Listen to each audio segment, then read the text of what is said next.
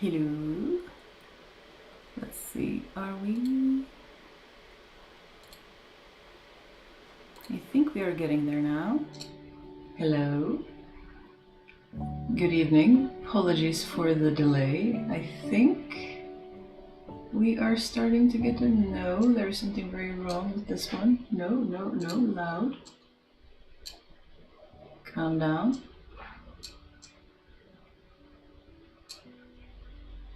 Why is this so loud? I'm hoping this is better now. Good evening, everyone. Sorry for the delay. I got a new microphone and I thought half an hour would be sufficient to, set it up and figure out how it works. But that was not so. I was getting echoes everywhere, so we are back to the old setup and I will have to noodle around with it later and hoping that things are okay for now. We have one snoozing, very long sausage. Hello Lynn, hello Catpaw, hello Embla crying in the background if you can hear her. The setup is not the best, but... Embla, madam, you don't have to cry so loud. Let's see, maybe I should move this one if I can. No, does not want to be moved. Nope, oops, sorry. Hello, madam. Are you leaving us? Is it because I didn't bring any snacks? Ah, I hope you are doing all right. It is. We see people doing many fun things. Catpaw starting the As You Like It shawl a couple of days ago. I hope you're having fun with that. I have been having fun with a lot of... Hello, you tell it like it is, yeah. Spouse left, so she is distraught because she's very much tied to Spouse and she will cry like this for a while. Sometimes I pick her up and carry her around in my shawl because it helps for a while, but she can be quite loud.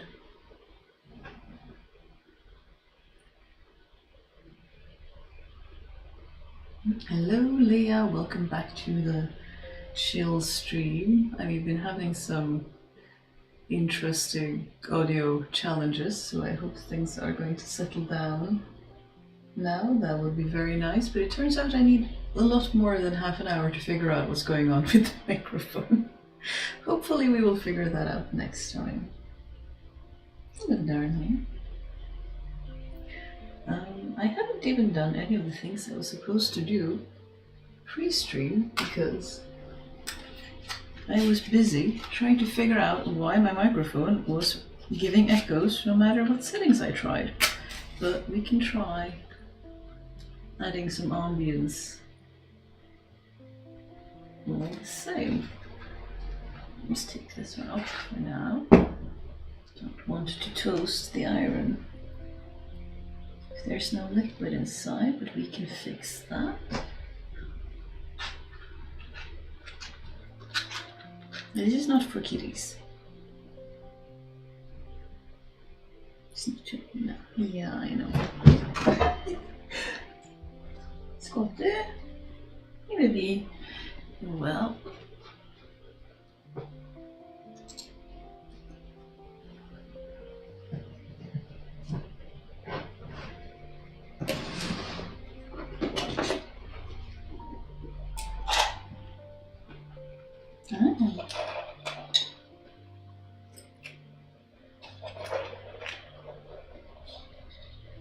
Oops. Got some snacks and love if you would like to hang out. But I soon is gonna eat all of them if you're not cautious.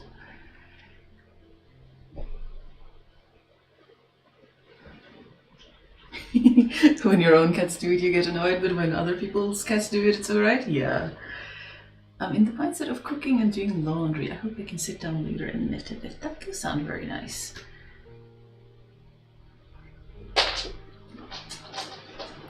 I have some projects I am working on. I was working on my orange cow for October, but I ended up frogging it after all and starting it again and then starting it again because that's what happens when you do exploratory stuff and just want to try out things. I don't have more snacks for you, madam. You are welcome to join us. I have no scary unlit matches. There are also no more snacks.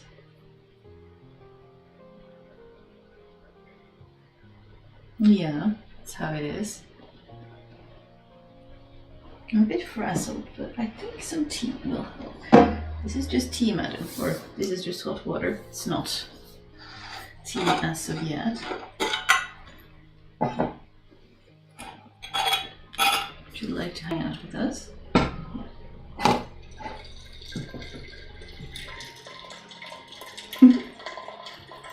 You're looking for all the snacks, darling. I would have to disappoint you.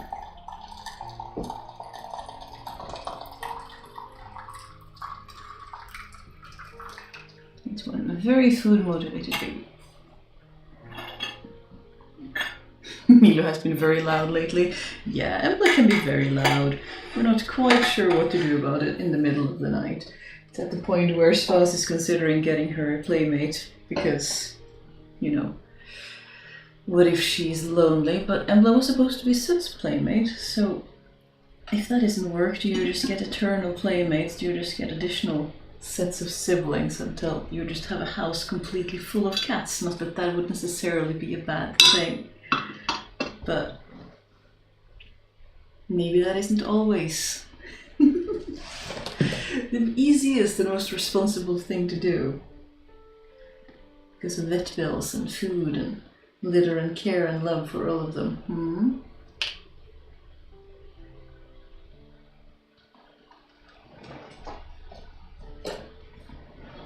Let's see, where... Well, I mean, it's a bit frazzled today, much as I would like it to not be. Trying to get new equipment for the stream, and it just ends up making a whole lot of chaos. I am going to be knitting today, at least I'm going to be trying to. I have a Colorwork. You can't really see what I'm doing as of yet, but it's going to be leafy. Let's see, I found this. This is just one leaf so far because I cheated a bit with the pattern and I ditched the other leaf, but it's like continuous oak leaves. Let's see if I can show you the pattern. It might be a little bit hard, and I'm also in the middle of working on it. Wait, didn't I just do row 9? Did I? I did. We're going to be on row 10, but I can take this one off for a moment just to show you. But it has, I've tried to draw it, but it might be difficult to visualize it without actually seeing it. But it's continuous oak leaves, so like this one is one, and then on this side we have half of one that continues into this one, and they sort of, I saw it online and I saw a larger swatch of it and it just looks like a cascade of oak leaves, and I thought it looked lovely because they're like flowing into each other, so you don't see that very distinct where the pattern stops and ends, and I thought it looked really nice. And I inherited this magnetic reading board, which seems very neat, so we're going to try to do that. Colorwork concentration is, I figure, a little bit challenging while we are doing lives and trying to talk to everyone and hoping everyone have a good time, but we shall see. I have 4 colors because we are mad, but I'm not actually knitting with 4 colors at once. So if you can show this one again, I'm sort of, because I have 3 different, from orange to yellow to mustard to yellow. So I'm sort of swapping between the different reddish and yellow orange colors as I go, so that the leaves end up having different colors. So I'll do one row of one and or like a couple of rows in one color and then a couple of rows in other colors, so it ends up looking, it isn't variegated like one yarn, one thread, but it's kind of gives you that kind of changing color. Have you settled down, madam? Shall we try to document you for the masses? Yeah, you are very cute. I'm sorry, but you have to work for the... Can I get this one to stay here? That would... No. You're having all the technical fun today.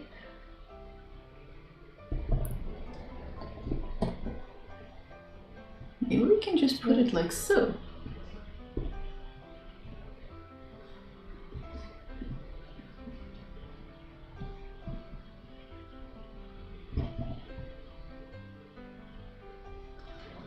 Can you focus on the right thing? What are you looking at, camera? There you go. Can this pattern be found on the internet? It can indeed. Let's see, kitty cam. I found it. Of course, I haven't saved it, so that would be too easy of me.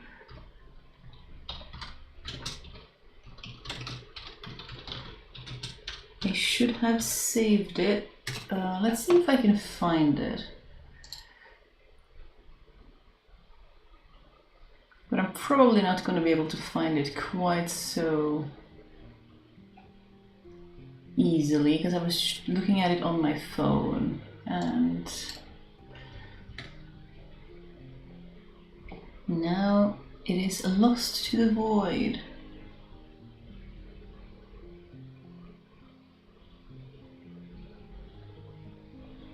Let's see.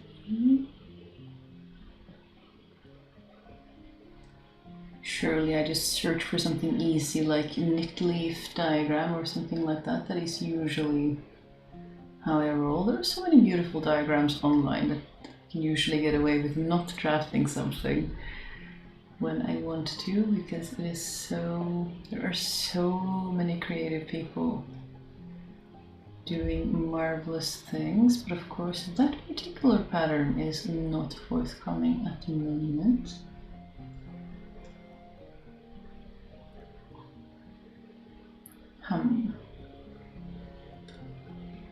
What if I have Colorwork?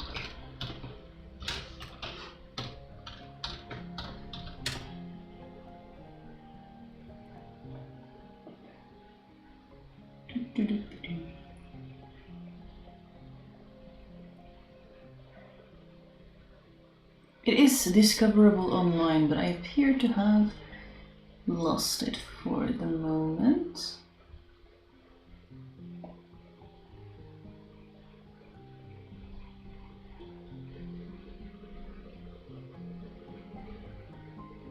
I shall post it in the ye olde Discord when and if I find it, but as of right now I appear unable to find it in a hurry, but I will try to find it later. So posting for snacks? Always. Falling leaves, rocks, renard, and dormies. Oh, interesting. I'm so glad I had other people very skilled at looking for things.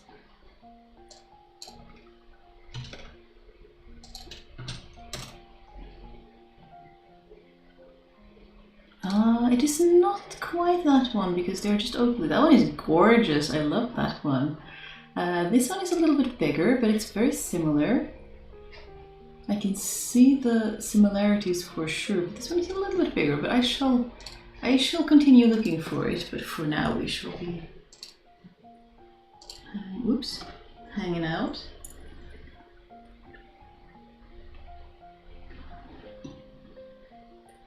But yeah, it's been a very quiet October so far. I don't know if that is the case where you are as well, but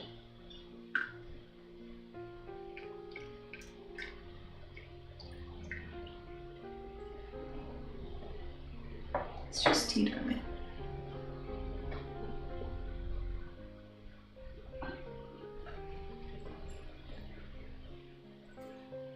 Yeah, I have all the spooky things.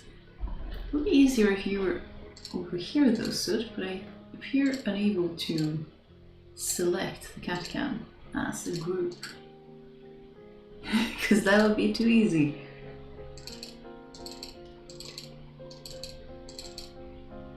Nope. Oh well. That's what I get for trying to solve all the technical stuff. But yeah, I don't do color work very often because I really like lace, but color work is really nice when you want something thick because you're gonna get twice as much yarn for the space, which is very nice.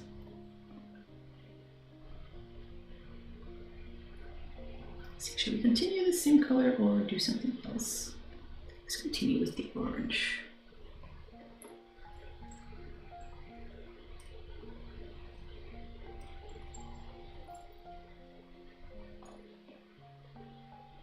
Getting a increasing. I need to get a bigger box for my stitch markers soon, just because spouse keeps getting me stitch markers when they are out and about, because they are very nice, easy little gifts. I'm starting to get quite a collection of cute little stitch markers, which is super cute. Like we have a little pumpkin, if you can see that. Oops. There are so many. I've used almost all the ones they've gotten me. I have so many Halloween themed ones. I have a lot of black cats because that is how we like to roll. But I don't have a lot of other ones. I just use the Halloween ones all year round. But let's see. Look, it's a little ghost. I don't even know if you can see that. It's a tiny little, well, this is actually fairly big. Black cat, ghost cat, of all things. There are so many cute things. But yeah, I just end up using all of my Halloween stuff all year round because that is the ones I have the most of. I think they are very cute.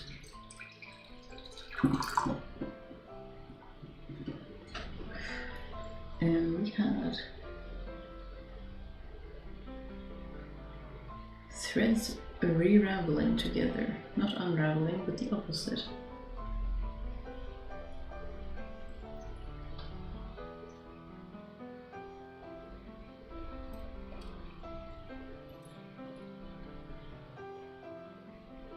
Is the music loud? Is it just picking up as being loud on my screen with the new settings?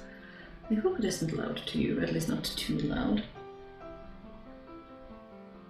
Sound is such a nebulous little beastie.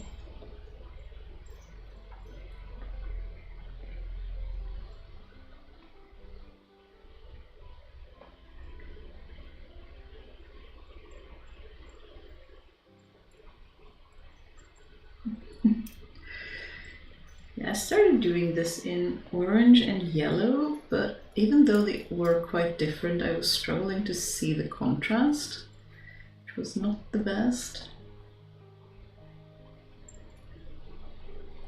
Maybe that is just me, but I suspect that'll have a hard time being picked up on camera as well when you have two fairly similar colors hanging out. How do you choose colors when you do color work? Because I find there are so many beautiful and soft, subtle color work things going around, and then sometimes you just want a really strong contrast. Like, I mean, October is really on brown for black and orange, which is a really nice, strong contrast that is very easy to see, very vivid. And then there are those really gorgeous subtle contrast where you'll see a sweater and they'll have like the pattern going from one green all the way over to another very soft green, and they are so nice. And I like both. Like they all bring joy in different ways.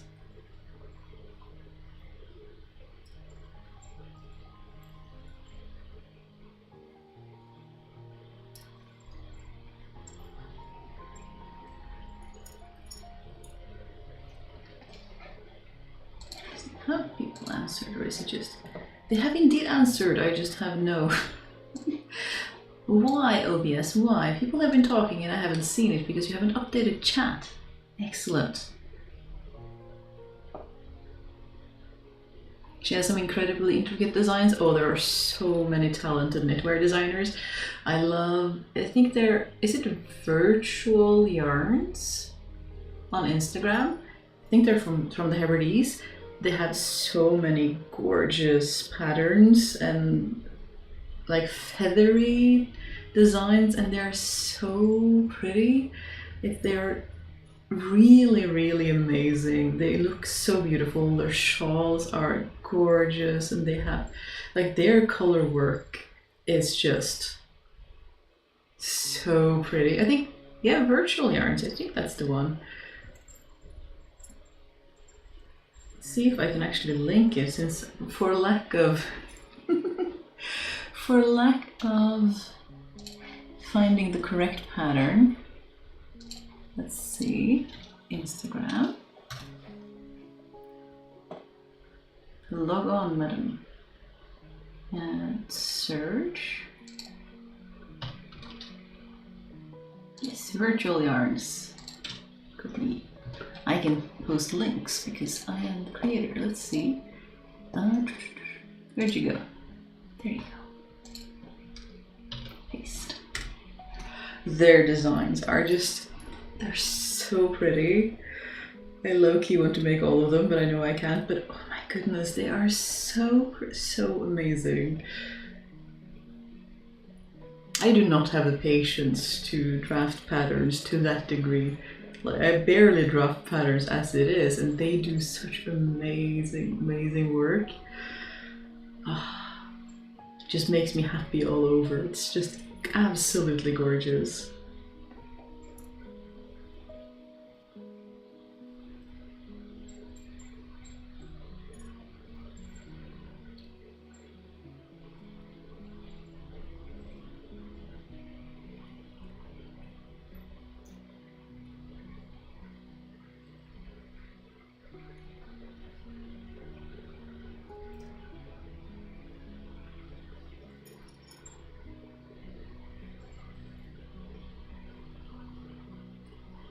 I wish I had some use for socks. I'd knit them all. I'm going to convert a couple for wrist warmers, including the Autumn Fires lace ones. Oh, that's a really good idea.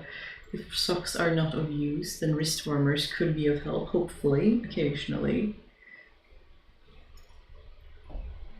I have all the use for socks, but whenever I try to do colorwork socks, like my my wrists, ankles are too tall, so I can't get them on, even if I try to knit them loosely, or I have to knit them really too big. So I usually end up doing much simpler socks.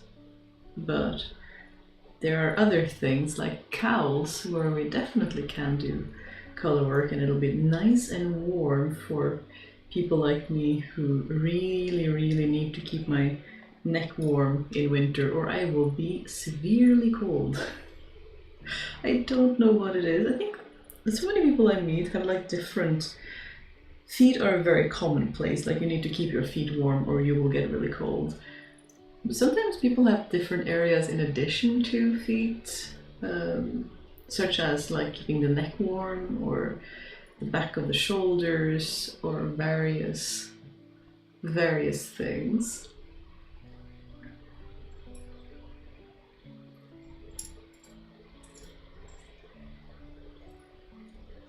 Like, where do you need to keep warm lest you get cold? Because they just, sometimes it varies. I really need my feet and my neck, like the front here, is what I really need to keep warm. So I'm all for cowls and shawls and pretty things.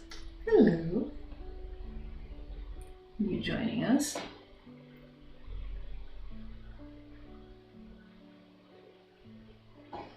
Ooh, have a look at my Sami ones if you like them. That is, oh, there's so many talented people.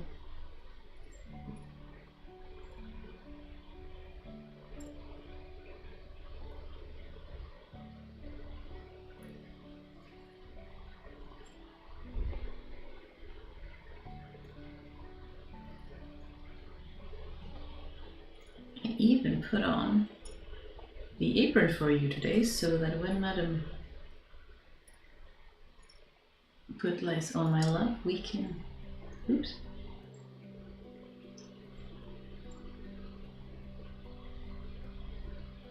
I've done something wrong here. Yes, I have. This is going to be an interesting stream. Colorwork is far too much concentration for anyone to be doing multitasking.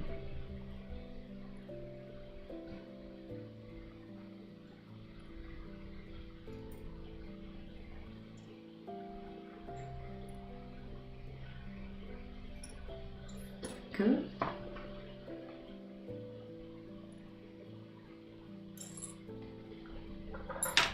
See you.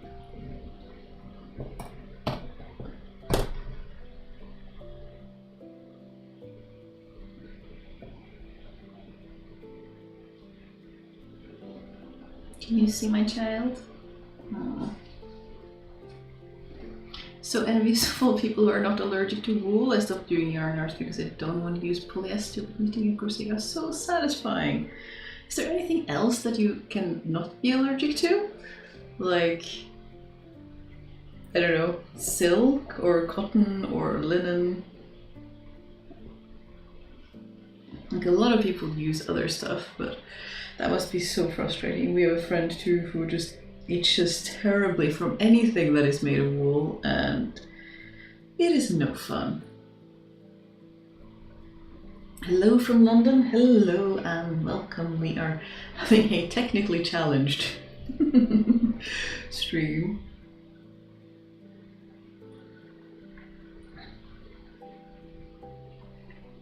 Alright, nothing is working, and well, things are kind of working, and we're not really quite sure why, but it sort of kind of works. But I'm trying to do color work while streaming today, which is ambitious because it requires quite a lot of focus. And Soot is being the best little lap warmer in the world.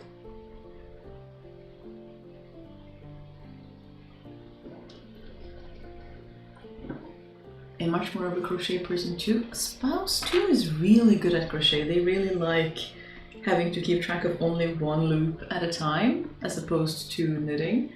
Catcam seems to be lagging something terrible, which is not the best.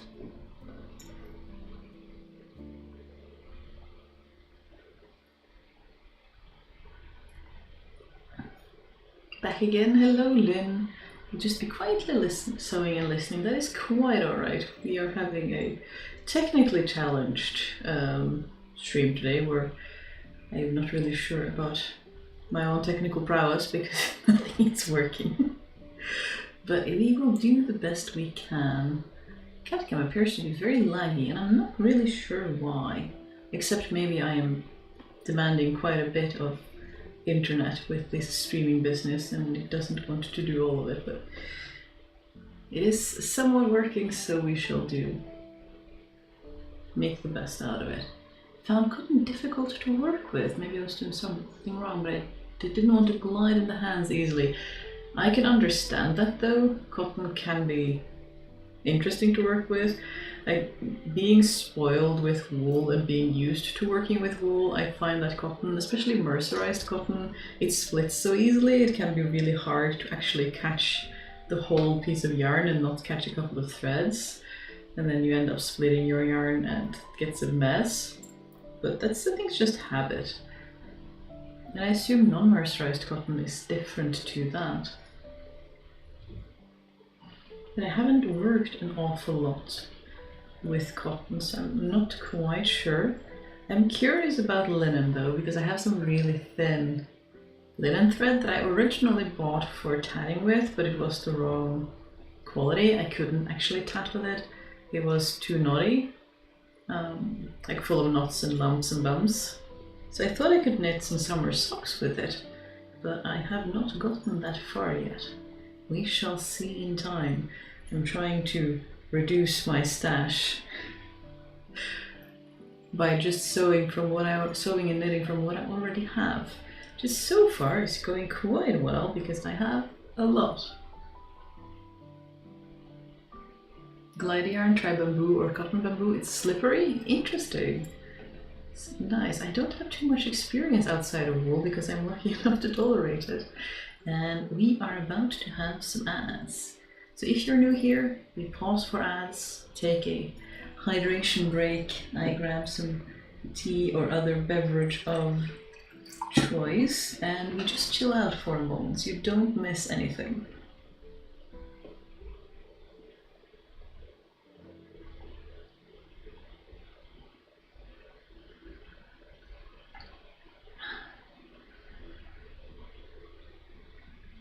You are so cute.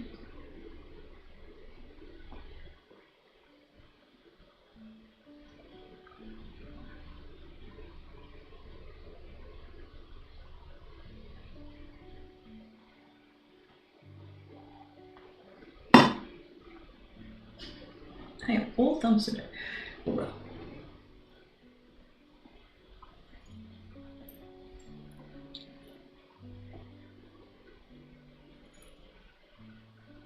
Yeah, I'm trying to do this cowl. I hoped to do it, to be halfway done by now, but no such luck. Isn't that just all projects in a nutshell? Like, oh, you think this will be quick, and then several weeks later you're still not quite there.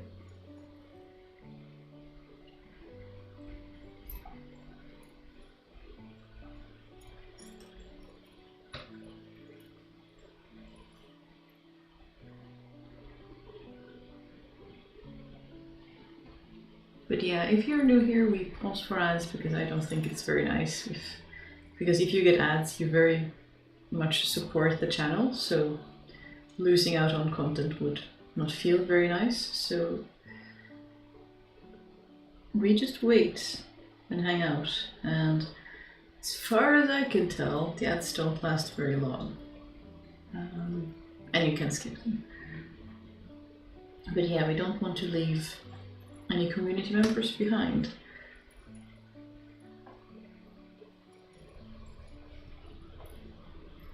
But yeah, my biggest challenge with Colorwork is that much as I try to knit loosely, when I do, it does lose quite a bit of stretch. And if you don't lose quite a bit of stretch, you end up with all the loose ends that get snagged in stuff. But it is so wonderfully nice and warm by contrast.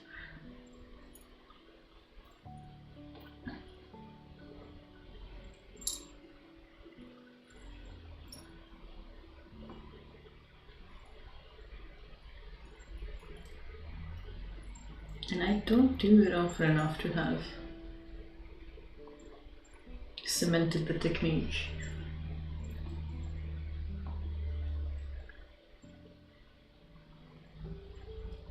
I do like, I don't know if this is just the simplicity of it, but I do have this penchant for things that you can make any design that you want just using grid paper.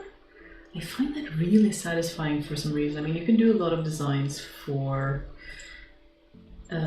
tablet weaving like that. You can do a lot of crochet pattern like that. You can do, again, colorwork and knitting can just be done with a grid paper, and you can just do whatever you want. And that is so, I find that really satisfying. Because that means you can do whatever. A lot of crochet stitches, like mosaic or just whole holes can be done like that, and yeah, just a lot of fun things can be done with a grid paper, just making any sorts of geeky, fantastical, fun stuff that your heart desire. I mean, you have people making lacy window curtains, that's the word, with Space Invaders, and just so many fun. Like, you could do Tetris if you wanted to, why not? And it's so easy when you can just have these kinds of techniques where any which grid paper you can just draw it out and you'll just get whatever you draw. I find that really satisfying. And some people have even made animations with Colorwork, because again, you can just use it as a pixel art thing. I love it when people mix traditional crafts and modern interests. I think it is the best. Just chef's kiss. It's so fun when I see people use something really old, like really old techniques, and just completely pull it into the modern day and age with their project of choice. It's my favorite. It's so much fun when people do that. Like you see people will do bobbin lace and just do something really fun. You have the, what was its name? Like guerrilla embroidery, where people make really lacy, cute embroidery with lots of swear words on it. I mean, there's just something that just feels so satisfying to me when you have something that's historically been seen as so floral and dainty and, you know, proper, whatever that means, and then you just use this for some unhinged madness. It's the best. It's my absolute favorite.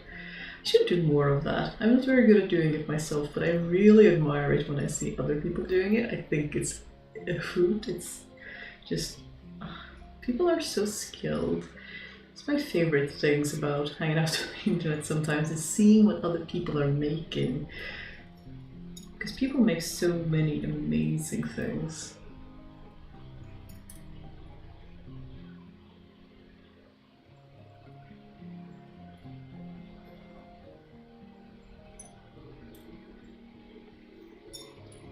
Although when I first combined these colors, it was giving, I don't know if you had, at least to me, it was giving 70s wallpaper with the browns and oranges, because they were all about that. We had older relatives who had definitely had that kind of wallpaper in their house, so that you just instant association. But when I was doing it in orange and yellow, I just couldn't see the leaves well enough. I didn't feel like they popped enough to really make it something snug and nice. So it's part of when you just make it as you go along, isn't it? That sometimes you have to frog it and start over again because it didn't end up quite like you had envisaged. I don't mind that though. I find some people get really upset if they have to frog something, but when you just go gung-ho and just do whatever, it's kind of par for the course. I frog a fair amount of knitting before it actually turns into what I want it to be, because I often don't look for recipes, I just try it out as I go. I do see the benefit of people who like patterns though. Yeah, I guess they're called patterns in English, not recipes. In Norway, the word for like cooking recipe and knitting pattern is the same thing, like you use the same core word, so I would keep messing it up. And I would get comments on it and had to be like, oh right, it's not what. Yeah, that I can hold.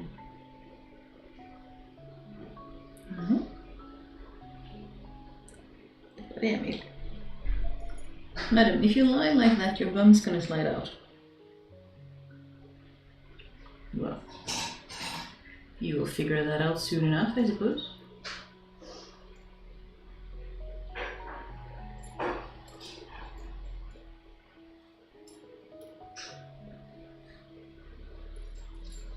I think Madam sometimes wishes I had a flatter lap.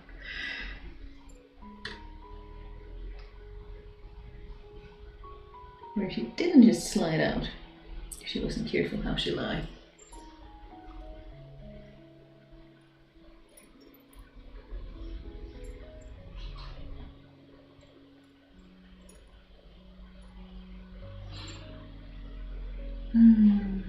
Are we lagging again? Yeah.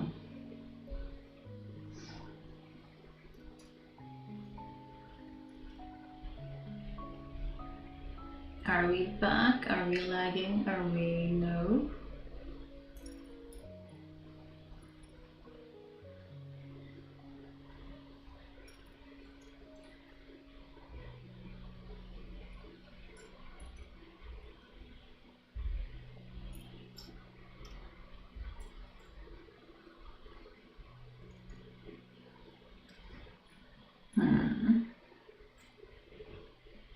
YouTube is not receiving enough video to maintain smooth streaming. Hello. YouTube, why? Well, I don't think it's YouTube, I think it's very much my end of things. But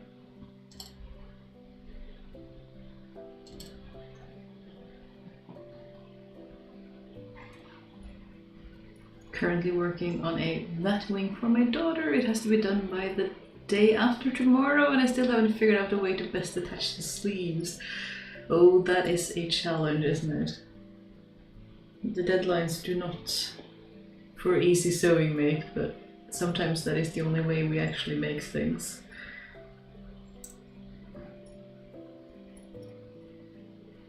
But yeah, I apologize. There's something with the... I think it's something going on with the router that we will have to log into the router and check out. But we have not had the spoons or time to do that yet. I went to comment regarding recipe and I do the same. I think I'm having internet chaos on my end. No, it is decidedly our end. After we moved, we live in a place where the internet is included and there are multiple apartments close to us, and we have had some friends comment that the internet will drop out because... I think we're back. Yeah, apologies. It's definitely on my end. It's not your end having struggles. It is our side. We have had some friends comment that it's likely to do with something to do with the router, because the internet is included and there are multiple housing units close by, that we need to log into the router and put it on a different channel or something like that, where there aren't as many people using the same internet on the same channel. I'm not quite sure what that means, but I will really have to log in and check if I can figure it out, because this dropping in and out is not conducive to nice cozy streaming. It's just, I'm not really sure what those words mean, but I will have to figure it out, so...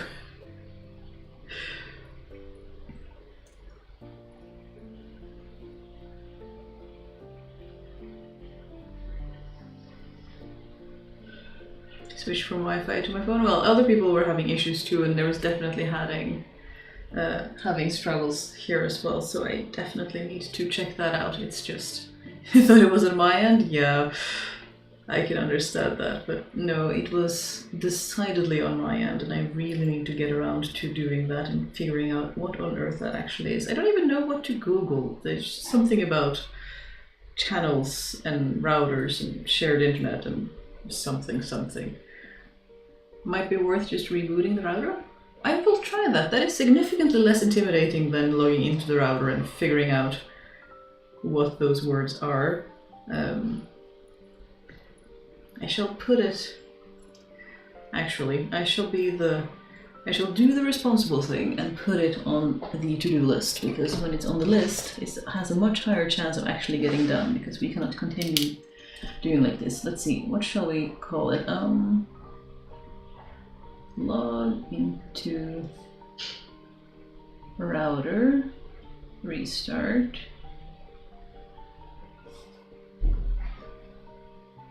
channel, switching, question mark.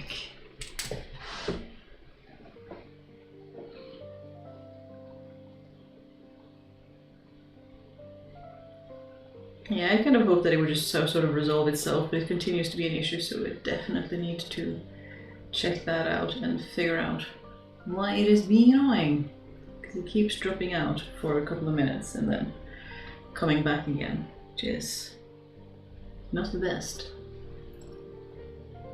I hope it is something we can fix, because it would not be so much fun to do these streams if the internet keeps being frustrating, but hopefully it is something we can figure out. It's always easiest with the problems that we can actually figure out.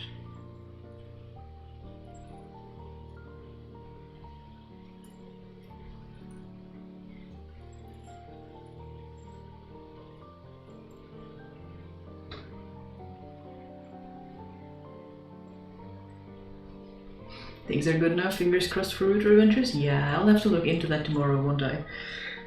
and see if I can figure it out. I was supposed to finish this cowl too.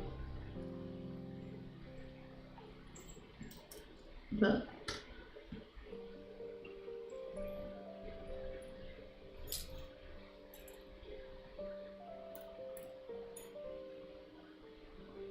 my experience is that reboot fixes 99% of the problem. Let's hope so. It is decidedly worth trying. It is something that is like the easiest place to check is when I'm streaming though, because how often are we connected to the internet continuously? Like if I'm doing a Google search on my phone, I might occasionally happen upon one of these lags where it isn't loading for a while and then it suddenly loads. But usually I don't notice that this is happening unless I'm streaming, because that is the only time where I'm using the internet continuously. But I will definitely try a reboot and see. That is a good place to start, but not right now because Madam is being very cute and also we are hanging out.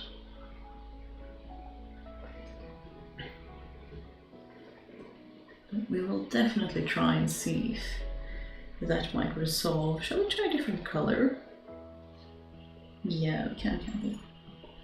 Let's see. I feel like this nest of thread is becoming increasingly untenable.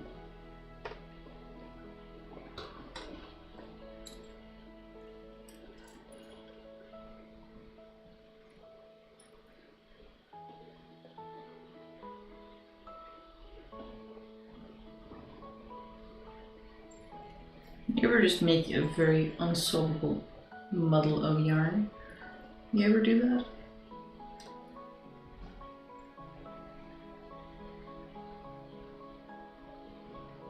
It has to do with which band you're using. On most mono routers there is an option to use a dynamic band. Band steering is what you can search for, which means that your router will broadcast on a slightly different frequency than your neighbors. That sounds good. I think the router that came with the house is fairly new. Well, the apartment. Home. Let's see, dynamic band. It goes on the list. Maybe now we actually have the... Now that I've set it to the internet, maybe I get enough accountability to actually do the thing. Wouldn't that be nice? According to my IT husband, it's nice to have those IT husbands. We have a half and half in our household where like half and half I solve things and half spouse solve things, so you know, it can be a bit of both, but it's very nice when you have someone who have those kinds of skills to lean on.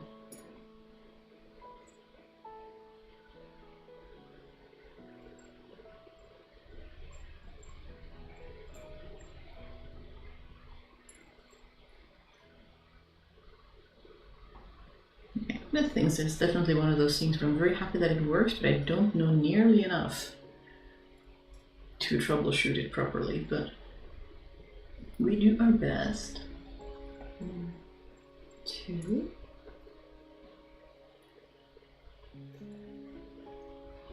I am impressed at how Sue is ignoring the yarn. She's usually relatively good with yarn. Also, she's in a sleepy mood, which helps.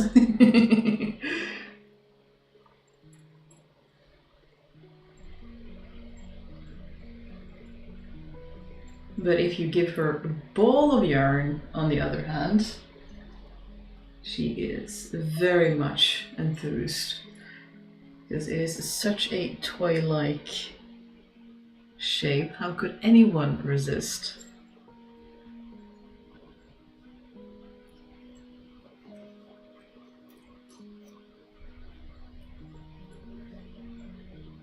But what Sud likes the least is if the yarn or the project I'm working on is on her body and is moving around. Like, she's not too happy about that when she's having a nap. I know I have a friend who was able to get her cat used to having projects lying on top of her so that my friend could sit and knit with cat on lap.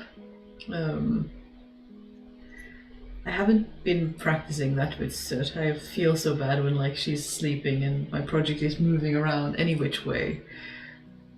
So I generally try to just work on a small enough project that it isn't bothering her, or to try to keep it out of her way, which is not the easiest when it's getting big, like the big as you like it shawls and other things like that. That is like, how can I put this so that it isn't bothering you? And then you spend more time doing that than actual knitting because you're trying to accommodate these little fur children. They are so very worth it and so very adorable though. You are supposed to mic them up so people can hear your purrs because they are very cute. Very quiet, but very cute.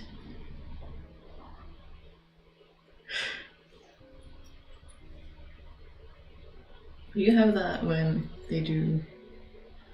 Gosh, what's the word in English? Not huffing and puffing, like in Norwegian I would call it that she's grynte. That is kind of like the sound pigs make, I suppose, is the general association, but it's not quite... How do you describe that word? I guess maybe that she's sighing very adorably. I don't know, but she makes the most adorable sounds and then I get all full of love because she is so cute. Oh yes, we're talking about you and your internet fan club.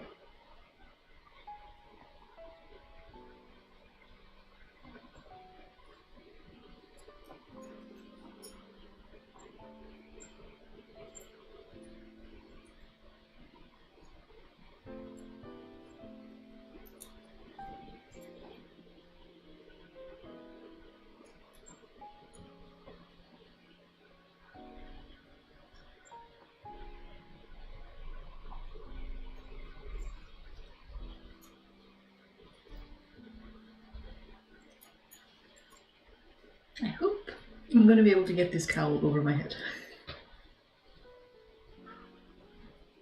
Otherwise it shall have to be for someone with a slightly smaller head than mine. I think we're going to be good though. I mean, there's a little bit of give in color work, even if it's not quite as much as when you're not doing color work. Maybe the word you're looking for is snoring? Is she asleep while making it? Yeah. Grunting, but grunting doesn't quite have that same like cuteness factor. But I guess grunting is within. Nuance is hard when you're translating. Like you can get the word and you're not quite conveying the feeling of it. Translators have all my respect because it's so hard to convey exactly what someone is actually intending with their words.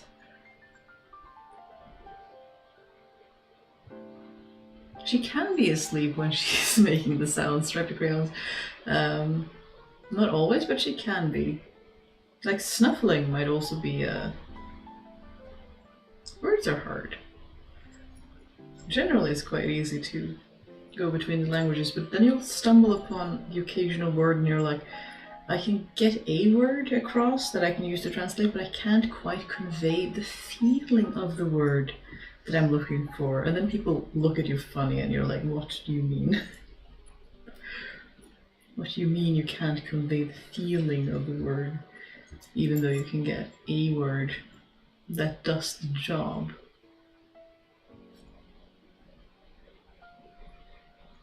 Yeah, snuffling. Snuffling was, I think snuffling is what I'm gonna land on, look at what, like that is kind of a close-ish to what we're trying to go for. But I didn't know it was grynting in Norwegian until you said it, but that's the sound pigs make, grunting. Yes, that's exactly the sound pigs make. But in Norwegian it has associations to cuteness. Grunting, I feel like, is just, it's kind of not cute. Welcome to random etymology. Etymology.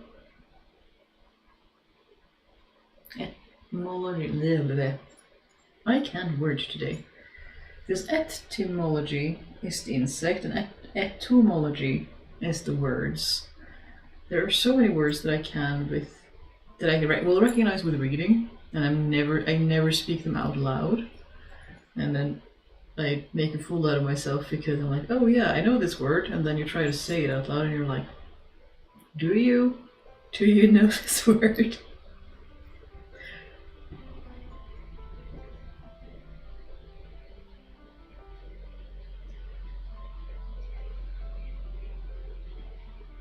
Yeah, I was thinking we're gonna go for snoring or snuffling, yeah.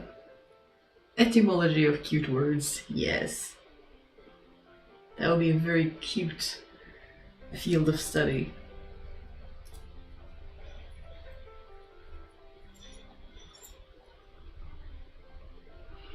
And wordplays, I am a fan of wordplays. I think dorky wordplay jokes can be a lot of fun because they're just innocent fun a lot of the time, and I like. But of course I understand that again, translators want to tear their hair out when you have a lot of wordplay in a text, because some wordplay just, how do you translate it well if you don't have that kind of phrase in the other language, you don't have the similarity of words in the same way, you don't have the tools that you need to make the same wordplay, and then you have to make something up and be really clever about it. And yeah, it's so much more to translation than, you know, just translating the words. And we talked about that before, how at least in Discord, I think how a lot of the older translations of Lord of the Rings didn't capture Tolkien's love for language and words, and a lot of the translations ended up being, you know, kind of dry and drab and not make for very fun reading. And as a child, it was the one book that I put down again because the Norwegian version just wasn't very engaging. Whereas as an adult, when I picked up the English version at one point, I breezed through it because there was such a playfulness of language that was just amazing. And I read it in such a short time, and I talked to some people in the Discord and they had the same experience. I think it was Dutch, with Jente commenting the same thing, that the original version in Dutch was hard to get through, but then getting the English one, when you had enough mastery of the English language to read it, was just such a breeze by comparison. And I think that is really interesting, that like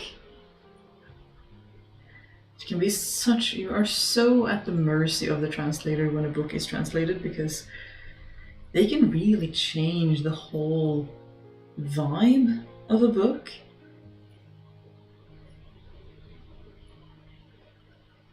Entomology is insects and etymology of words, which most I remember because ent sounds a little like ant. Yeah, that is a good that is a good memory tool. I like that. Hello, madam. You off on adventures?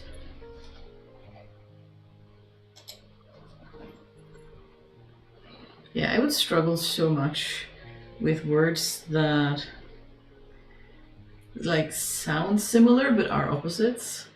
So stereoisomerism, which is like geometric orientation of molecules in 3D space, has a lot of words that are similar but opposite, and I would struggle so much for exams because brain does not compute.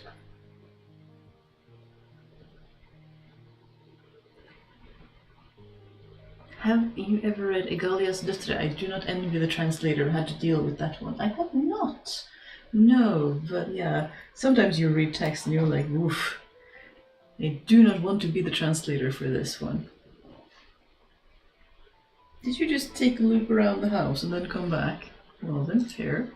You can return to your adorableness. We are about to have ads. Again, it feels like we just had ads. But then again, talking about books and words is always such an engaging topic. I like words.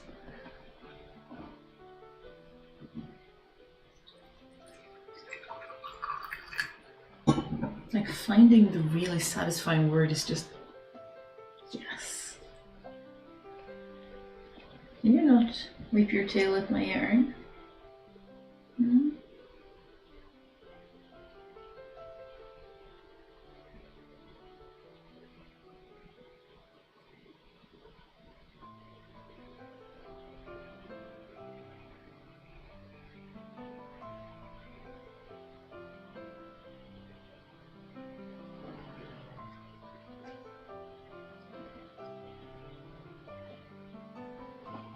Yes, vibe. Some translators go for word accuracy only and lose the feel the author was putting in. Yeah, I've also heard about how, especially for series, this is actually, as far as I understand, this is fairly common because you can end up giving the wrong spoilers or spoil something you're not supposed to spoil if you translate it wrongly. But that if you're having series, authors will a lot of times have forums where translators all over the world can ask questions, so such as, you know, is this a hint for, or the author will write down that, you know, here in this chapter I am foreshadowing this thing that will happen in book 3. So then, of course, the translator needs to carry that foreshadowing into the translation to get it correctly, or in the other way around, if they add something as a foreshadowing that wasn't supposed to be foreshadowing at all. So they will have this translator forums where they can discuss and get like, here is things you need to watch out for that needs to carry through in translation. It sounds like an interesting job in many aspects. Does that sound like snacks, huh?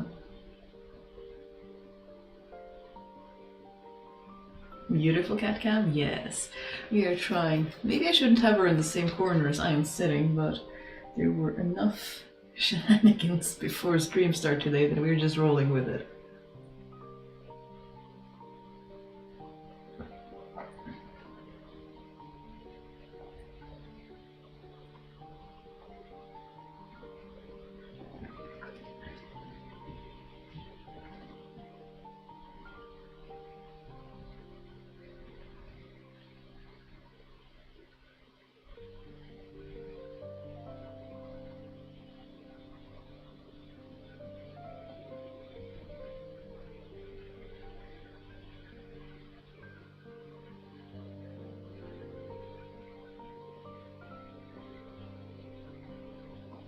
Do you have a hair in your mouth, madam?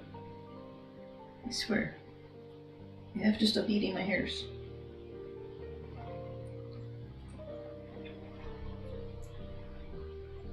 Yeah, translation seems like a really cool job. Frustrating, I bet, but really cool as well. A lot of jobs sound really cool, but I mean, some jobs are always more cool than they sound like, but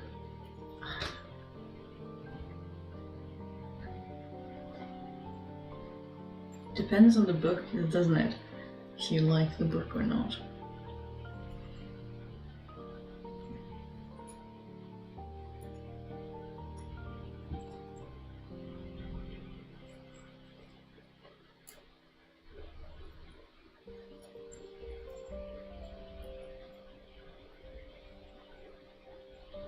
Ooh, I imagine that translating poetry is even more challenging. That's a very good point, Striped Crayons. Oof.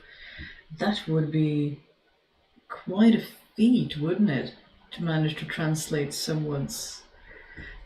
I think a lot of translators comment on that if a book has poetry or songs or anything like that, it makes the translation a whole lot harder. So yeah, I can definitely see how that would be extra challenging.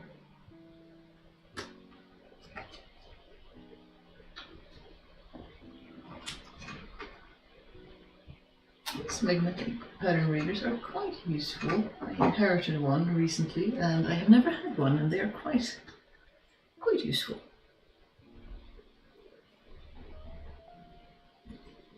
Let's do another one in the bright yellow.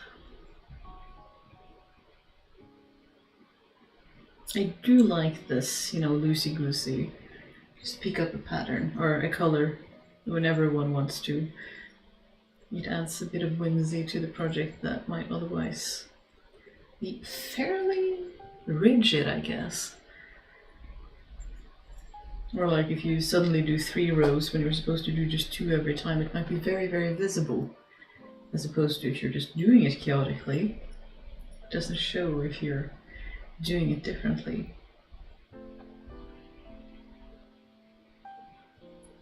I do like it when you have the soft gradient though, I have to say. I like both.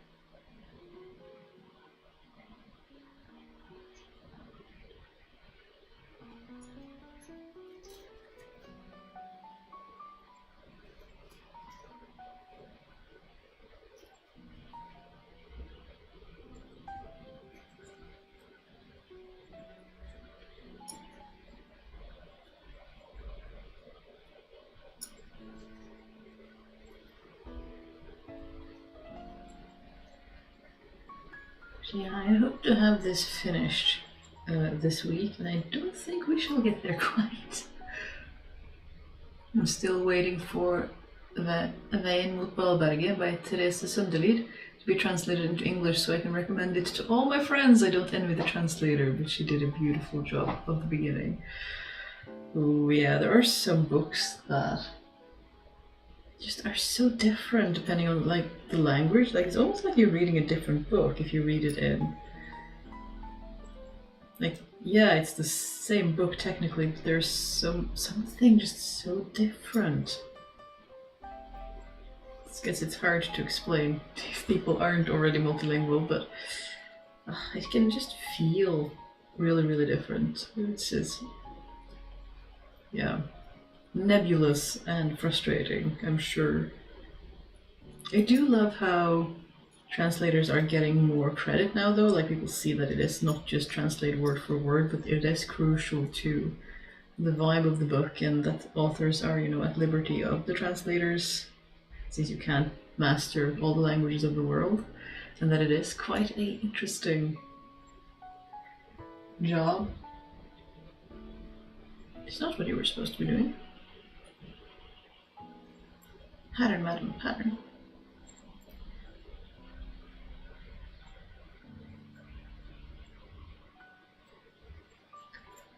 Taking a break from my handspun sweater project and making a cardigan from self-striping yarn with 2 halves will not match. The struggle. Oof. Yeah.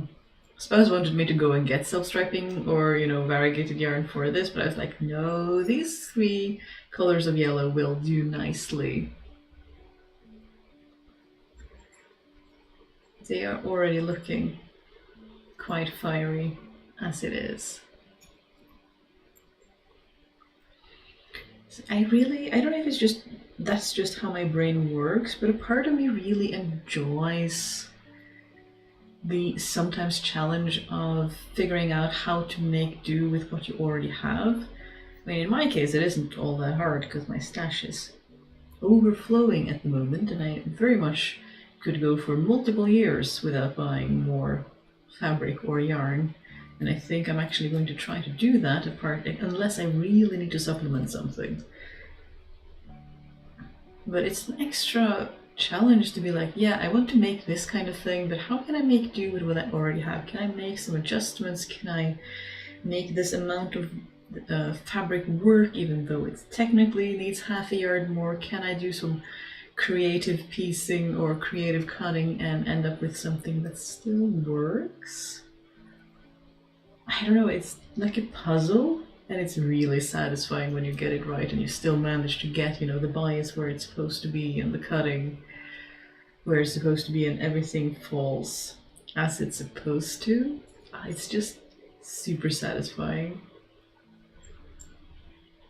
Or you just piece in some other colors and that ends up being really fun, like a little edge of something.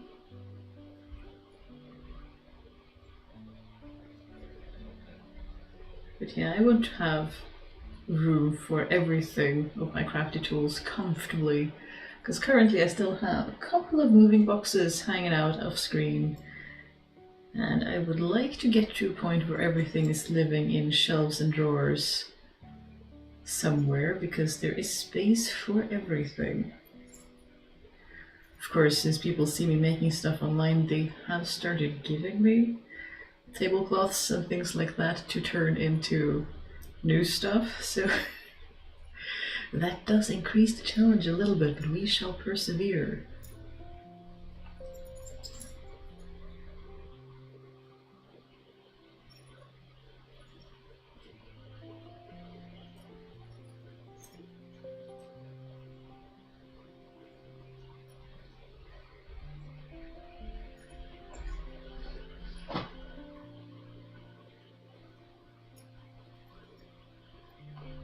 I find it interesting how when it comes to lace knit, I will usually do just a few stitch markers and generally get into the rhythm of the pattern. But with colorwork, at least this one, I'm like, nope, we're not gonna do that. We're just gonna put stitch markers for every single pattern change so that we have something to rely on. Which can be very reassuring, I find. Like, use all the tools you need and that will help you, because why not? They're there. And I do find, I have to say, I mean, stitch markers like this were never a thing when I was learning how to knit. But they are so cute, why not use them? And especially stitch stoppers. Oh, I would have loved stitch stoppers when I was younger. So useful. I mean, we used to just scrunch up when we were knitting and stuff it into the ball of yarn that we were using, and that was kind of the stitch stopper you were using. But these actual, I guess they're silicone, squishy little stitch stoppers are so helpful. I absolutely adore the concept, especially when people are worried about losing their stitches. Oh.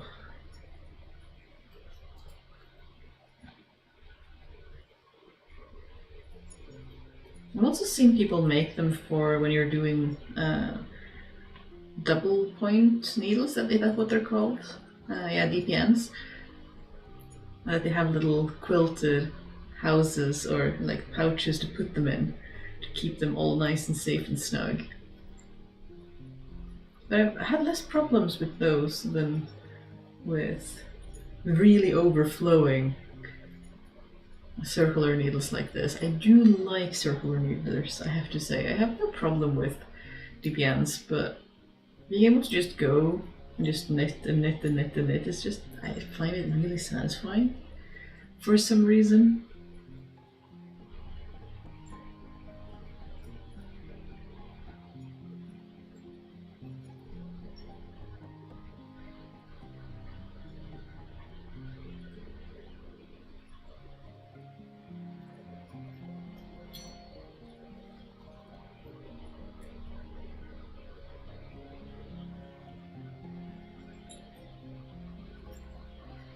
Yeah, I don't really want to think about how we are in the third quarter of the year already, because how did that happen?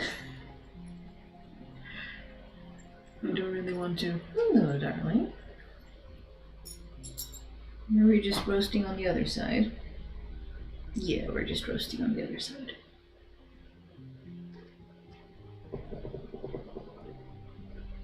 I shall turn the...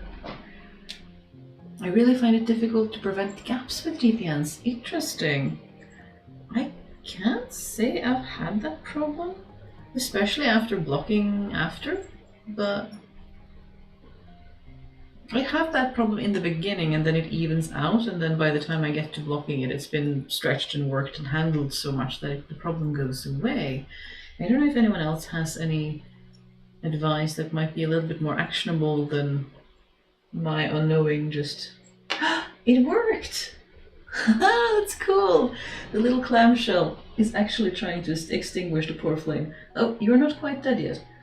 It is creating a whole lot of candle wax though, which these candles don't usually do. Interesting. Why are you dripping candle wax all over the table? That's not a very nice thing to do. Now I guess we need to test that. Yet another of the many things I inherited, but it is making an awful mess. I'm not sure we're going to be using them a whole lot. But it's this clamshell looking thing that's a timer for your light. Like when the light hits a certain point, it just self-extinguished. Which is a really cool concept, but it did create an awful lot of dripping. Oops.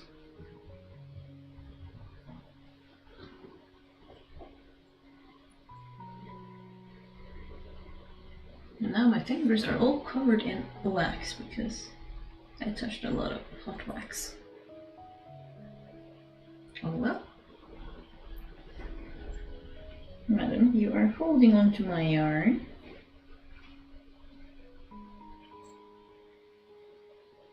Oh, you haven't blocked it yet. I would give that a try, like just carefully, and see if that helps. Because you're scared. Why are you scared of blocking it? Does mohair behave weirdly if you block it? I haven't worked a lot with mohair because I have other rules, but I have very little. Hopefully the candle stopper doesn't spray wax on your project. Yeah, I don't know, but it was an interesting experiment, and now I see that it works. I shall have to clean it after, but cool things. I give a little extra tug when I knit the first stitch on the next needle with deep ends. Maybe that could help. Maybe, yeah. I don't know if I do that. So many things. I'm so useless when it comes to teaching other people to knit because so many things were taught to me when I was quite young. So I don't actually notice or know what I'm doing. So when people ask, I'm like, I don't really know. My darling. Do I do that? Maybe I do that. Let's change color again. Let's go with the mustard yellow this time.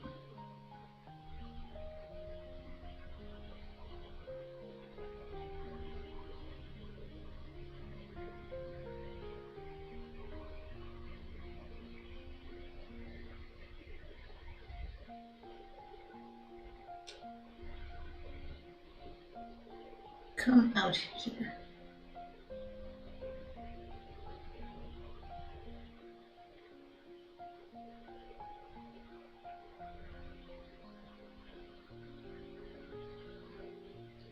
Bamboo needles hold the yarn better. That's a...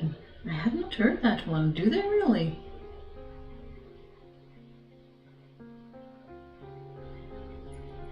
Cool. I found metal needles very slippery and that might affect things. I just really love the look and the feel of knitting with... Where are we?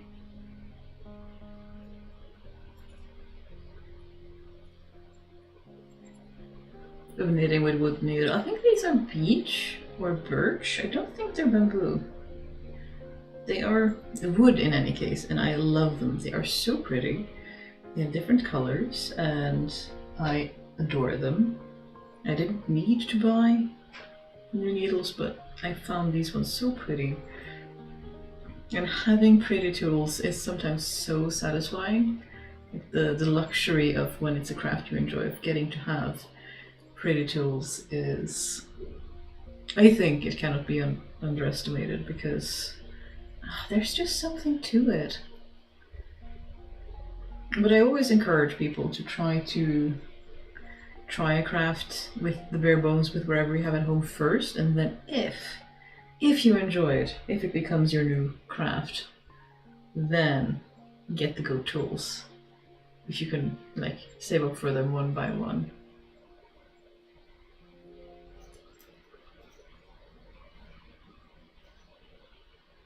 Am I getting it in your face?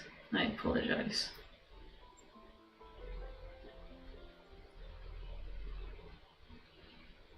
Yes, which is why I prefer bamboo needles, even though I learned on metal. Yeah, same. I just think they're so satisfying to work on, like the stitches slip easily and they just work nicely. I don't know.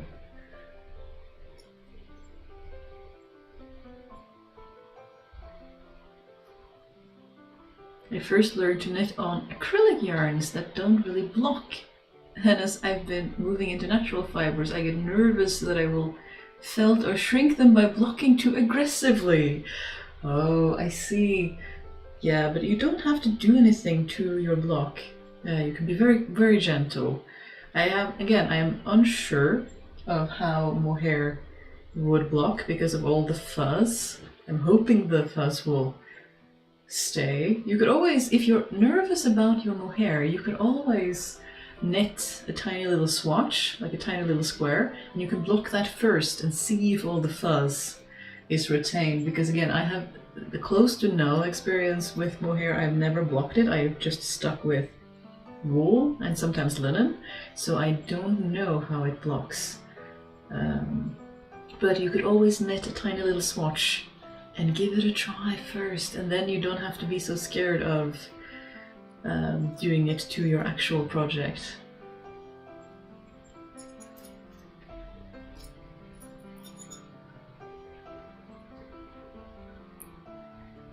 Sometimes working with pretty, very satisfying, and it adds to the pleasure. I think it does.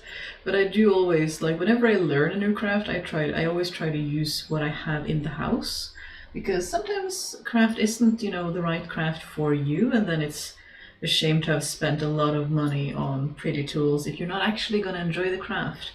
So I always try to try the craft first, and then if I'm really like, yeah, this is really fun, I try to buy one or two tools that go with it, and then it adds up slowly over time. And this time I bought those interchangeable needles, so I slowly bought, I enjoy knitting small, so I think the biggest one I have is 4 or 4.5 millimeters, which I don't know what that is in the UK or US, but it's a fairly small needle still. And I started to get a couple of cables, and it's just, I think I have a pretty good set by now in my little pouch. Totally dumb question from you. No dumb questions. I've only blocked a few things because no one ever told me about that. Maybe because all Mother ever used was acrylic. Maybe. I mean, my knitting teachers never taught me about blocking either. It just wasn't really done. You just have to suffer the itchy, scratchy wool until the fibers settled, and that wasn't very pleasant. So when I learned about that as an adult, I was like, oh, so this is how you make wool not so itchy straight away. Sign me up. Absolutely. And then I've been blocking ever since, and I really enjoy how much softer it makes knitting. So it looks more even, it feels nicer.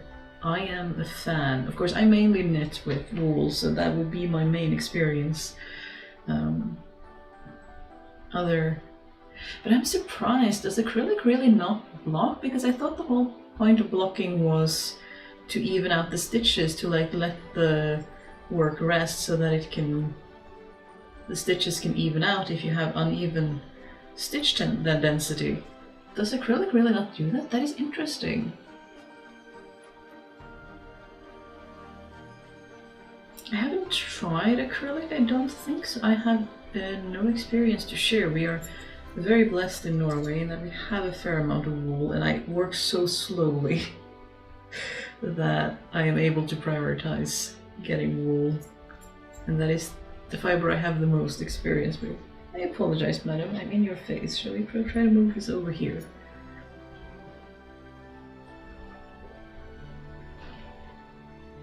I tend to use millimeters in hooks and needles. The other systems make less sense to me. Yeah, I'm not sure what...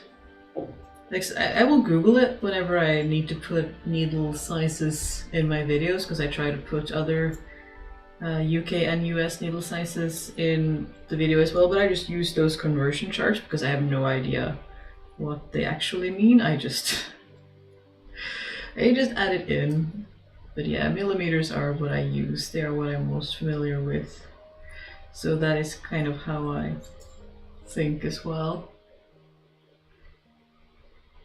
I don't know, it wasn't done. For me, a lot of acrylic itches a lot more than wool. Oh, interesting. Yeah, again, I don't think I have a lot of experience with wool, because if people knitted stuff when I was a child, it would have been a lot of superwash. Definitely a lot of superwash, but still wool was kind of common, especially for sweaters and things like that. I'm sure there would have been some acrylic too, I just probably forgot.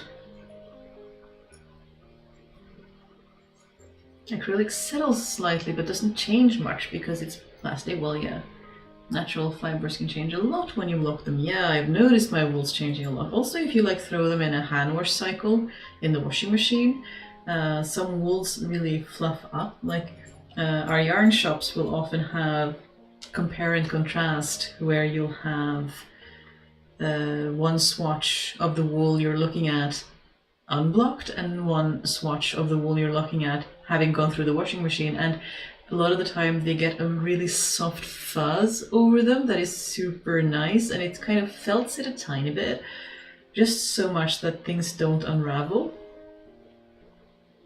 And it also gets really, really soft, which I super enjoy. I don't know, it's kind of like a bit of a halo around the wool when you have fuzzy wool, and it's just super nice.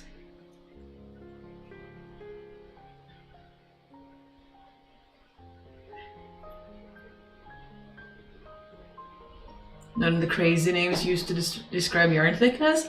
I hear that. I did have to unban some words in the Discord because fingering weight yarn was not something Discord wanted to handle. They was thinking it was something completely different, and I was like, no, this word is common in our community and it doesn't mean what it usually means.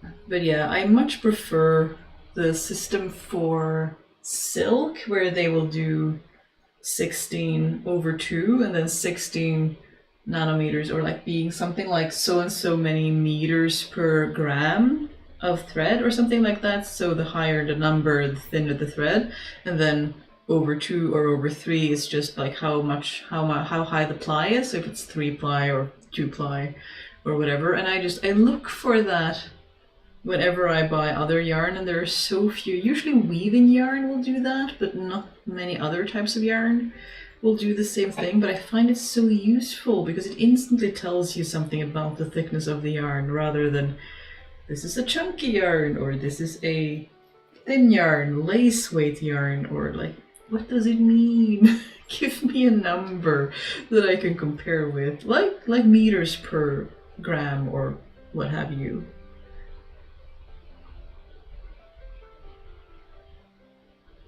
I knit tighter with DPNs than with circular needles. So when I knit a sweater, the body goes with 4mm circulars and the sleeves with 4.5mm DPNs. Interesting.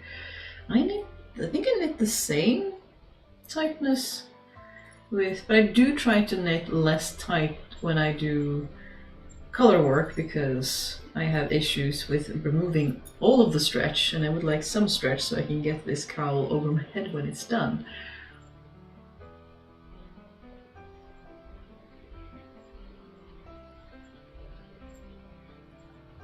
Oh yeah, it like shifts when you transition from one needle to the next. That makes sense, that it will move some stitches to sort of move the problems. That's a good one.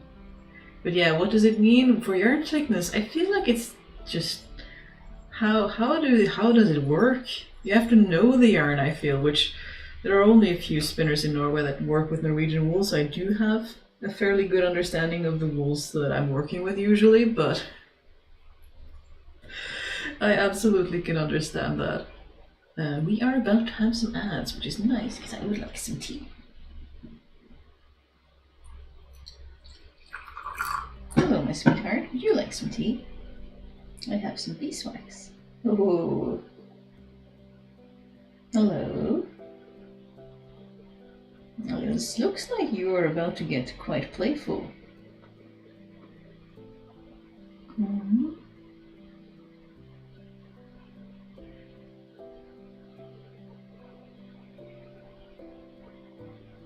Darling, you're gonna snuggle your way off my lap.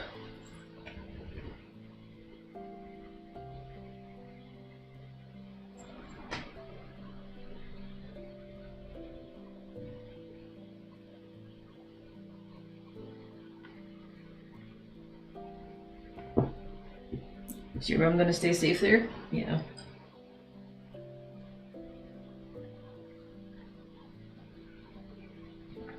I did that and the gap went diagonal! I will try blocking his watch though. Oh no, that is so frustrating! That is really, really frustrating.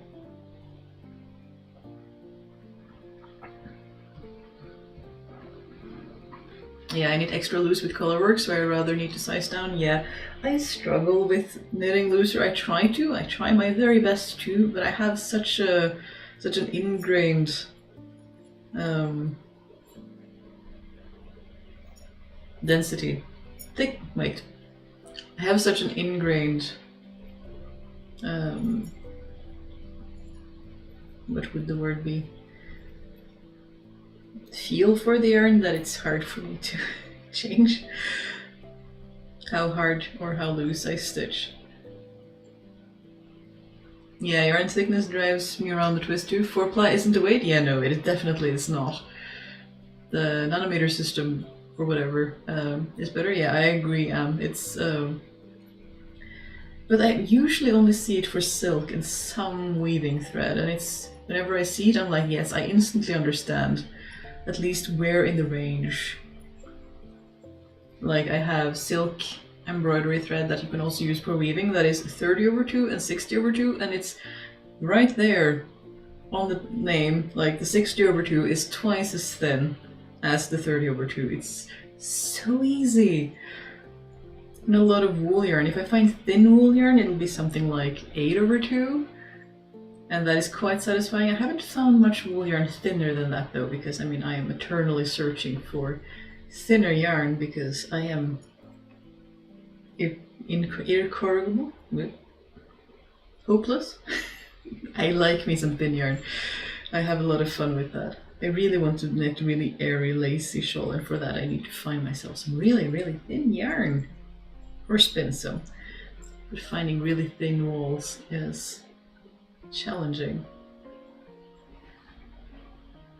Just got a really cool ad for affirming apparel with chest binding tape in all different skin tones. Oh wow, that is really cool. Absolutely. That is a really cool ad. We are absolutely in favor of that. That is really cool. I have not seen that before either. Spouse pays for premium for us, so I get away from the ads. But yeah, that is so cool. It's getting so much easier to find that kind of stuff now than it used to, instead of like making do with medical tape and whatever else you could find. It's, yeah. Like you have friends who have, you know, issues with their ribs now because they bound too hard for so many years, and that is not what we want. It's not the safest for people to have tender ribs for the rest of their life. Like, you know, they've done some damage and they shouldn't have had to. It would have been, you know. We want people to stay safe. Hello, Twayan. Welcome. I knit on circular needles. They're so comfortable and convenient. Yes. I only rely on suggested needle size. All the yarn descriptions are too imprecise. I agree. And, you know, patterns are more suggestions than actual rules anyway, aren't they? I find it so anyway. But I am hopeless when it comes to following patterns. I am generally not very good at following patterns, never have been. So I didn't really practice the skill because I just make stuff up. And then I encourage other people to follow my madness as well. I tried magic loop, but it drove me nuts. Interesting. And also with 40 centimeter circular with short needle tips, so I went back to DPNs and I'm happy with it. Yeah, I found that I tried, so I have some of the really small circulars as well, and I can't fit my hands inside comfortably. I end up having to put some of my hands out, and I feel like I'm putting a lot of strain on the circulars where, you know, you have quite a sharp angle on the wire and the actual needle, and I feel like that will wear out a circular needle quite fast. Like the wire will probably fall off in time because, yeah.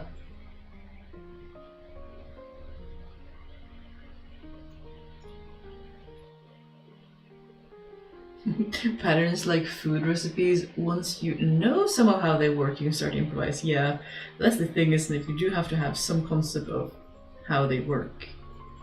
But yeah, you caught me, Stripey Crayons. I'm just as bad with food recipes. Sometimes I will follow a recipe if I've written it down and adapted it and put it in the recipe book, but a lot of the times we do adapt.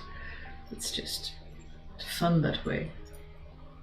And a lot of the time it's, you know, taking into consideration what you already have in the house, what is in the fridge, what vegetables need to be used before they go bad, and all those kinds of things that I couldn't do if I was rigidly following recipes all the time, and I do not like food waste, so I will be throwing random bits and bobs into whatever I'm working on,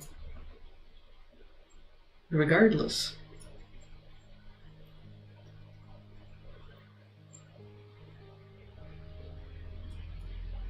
Could not get the hang of knitting small objects on circulars. Give me DPNs any day. Yeah, I vary. I don't really have a big problem with either, but the really small circulars I did have struggles to get my hand comfortably inside, so I will admit that I go back to my DPNs as well. Although I sometimes see some really short DPNs and I wonder, I like DPNs to be a little bit longer so that I know that I'm not losing stitches on the other end. I feel like we should be doing really tall knitting, not tall, small knitting projects soon too. That would be fun. Like a pair of socks of some kind, just with really small, like my, what was it, 1 millimeter, 0.75 millimeter. What was the smallest that I found? I think 0.75 was the smallest I could find, and they were not in wood, they were in carbon fiber because wood would not have a good time trying to survive that. We did do a pair of socks in 1 millimeter, which was an interesting project. Maybe I should do some more, it's been a while.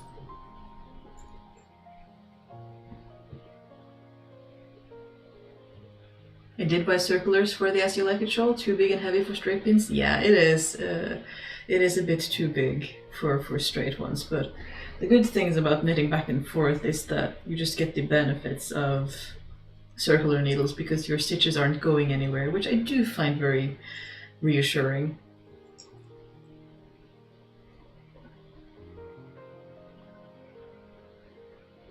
Hello, my sweet.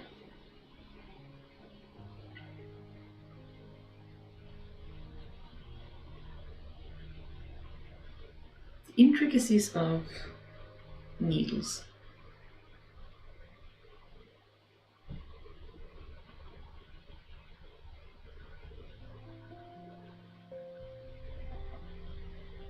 Now I'm curious, but I think the smallest I found was 0.75. That would make sense.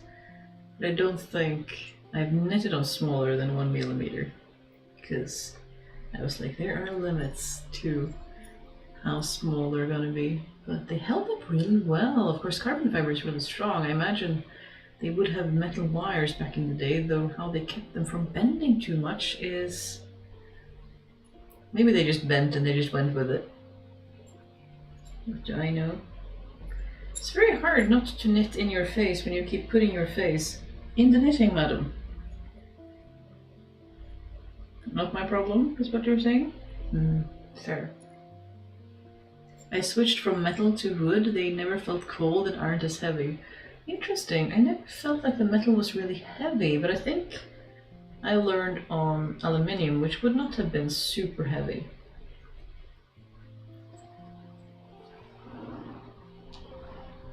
Can we knit over here? Will that work? Well, it'll work if you don't insist on hanging out with it.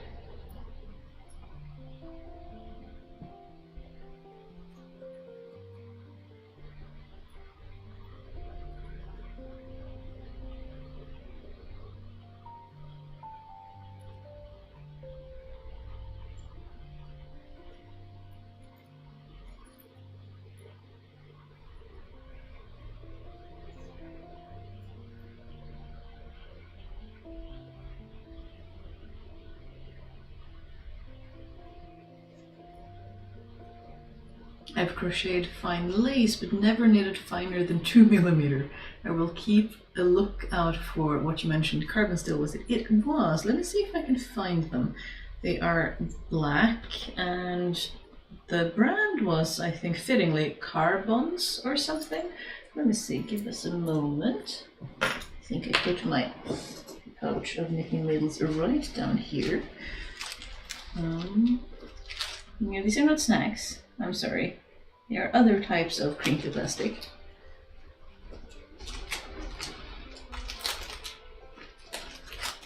I think I have one of them in here, pardon the rattling.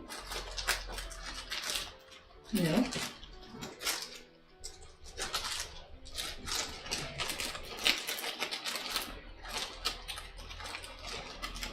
Let's just pull her all out, shall we? Come here.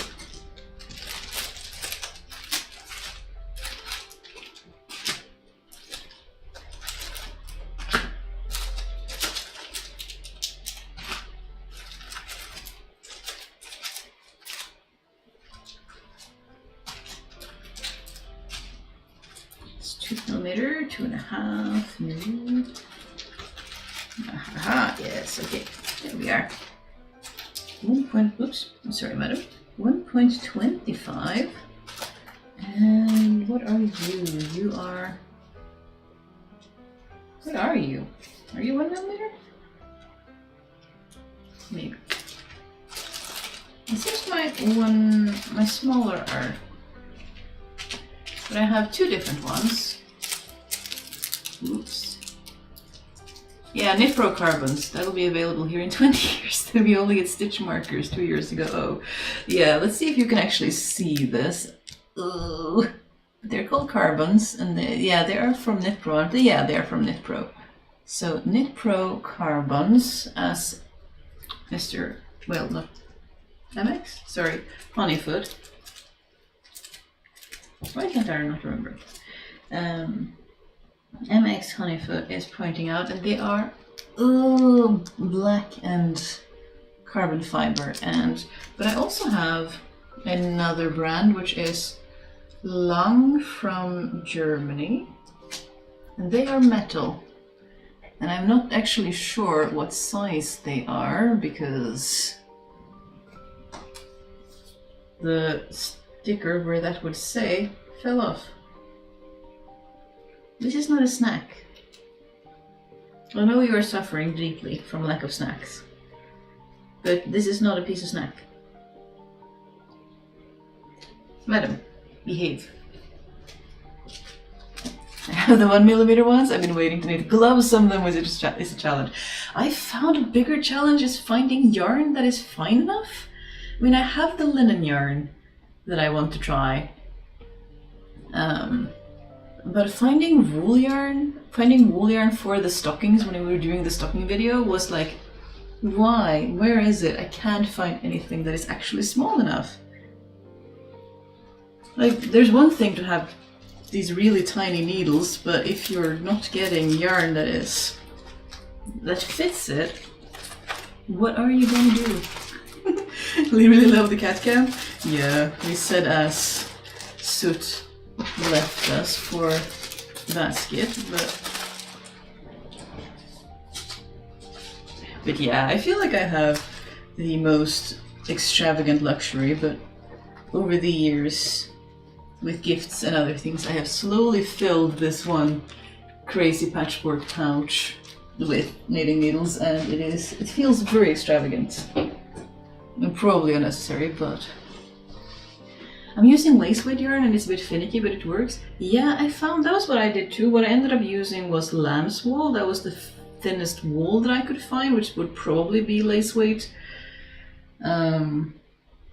I'm not sure, it just says lace weight and then it'll say recommended needle sizes on the side of it.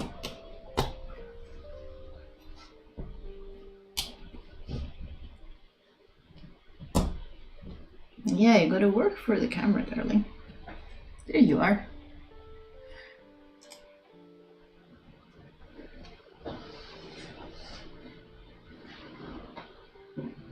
But yeah, I've been curious about, I have some silk that I've been curious about, but I only have like 100 grams. And even though that's a lot of silk, I'm not sure if it's enough for like a pair of socks or something like that, because, well, what if it's not enough? That would be quite frustrating, but I think it would make some really gorgeous, I've been considering some of the big spools that I got that I use for sewing thread, which isn't actually appropriate for that. I've been wondering if they would make some really nice shawls, like airy, thin shawls. And if I could get even smaller yarn, that might be really satisfying. I will always support spinning your own yarn if you can't find what you want. Oh, I want to so bad. There's so many crafts, so little time. Silk gloves would be luxurious too, but not to wear when driving, too slippery. That is a really good idea. Silk gloves might actually be what I should make, because I have this problem where when you go, if you go to buy a pair of gloves, you know, we have one size fits none. The fingers are never long enough, so you always end up with these gaps, and yeah, I don't like. Dinner time, so I'm going to say goodnight. Have a cozy evening, Lynn. Hope you have a good dinner. Have a good one. What time is it? Oh, it is almost 8. Whoops. Having a good time when we finally got going. But yeah, that gloves might be a good project for some of the silk yarn that I bought for sewing, but it's entirely too much, and sometimes it's also too thick, and I will end up splitting the ply into the individual strands. It's not ideal, but that is actually not a bad idea. That might be a really cute little project. You could probably find a historical pattern of some kind for that, both for lace gloves and for like regular warm gloves, which I'm always in need of. But yeah, I never could trust to just buy gloves in the shop because they are too small, and that is not the best. You are very cute. I would reward you with all the snacks, but then you just get super playful. I blame the catnip in most of the cat snacks.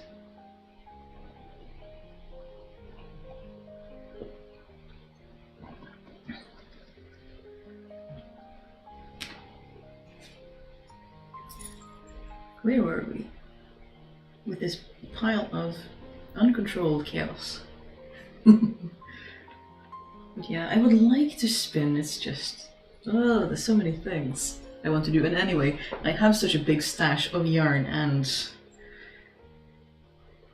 fabric, so I want to use some of that to reduce the stash a bit, because it is a bit too much to be carrying around everywhere. Like, kindly reduce the crafty loot some, which we are in the process of doing at the moment. Me neither, piano fingers? Yeah, that's what they call them.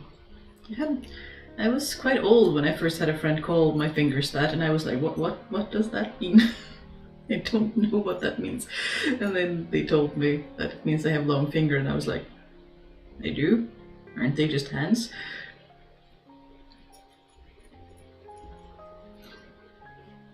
But apparently I do, which...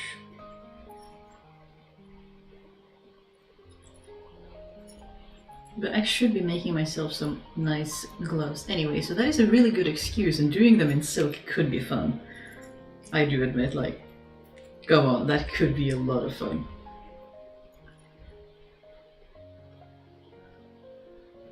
slowly getting the hang of the spinning, but there are a lot of factors to get a hang of. I don't think that is surprising at all, Honeyfoot. I mean, it's such an intricate to get the different weights and the different types and the spin and the twist, and I admire spinners so much. They make it look effortless. And isn't that the best way to like show the mastery of a craft, is when you're so skilled at something, you just make it look effortless, and as soon as someone tries to emulate you, they just struggle because it's a lot harder than they make it look. Mastery is so incredibly fascinating to watch. I just love people who are competent and enthusiastic about something. It doesn't have to be something I'm enthusiastic about. Whenever someone is really into something that they're doing, it's so cool.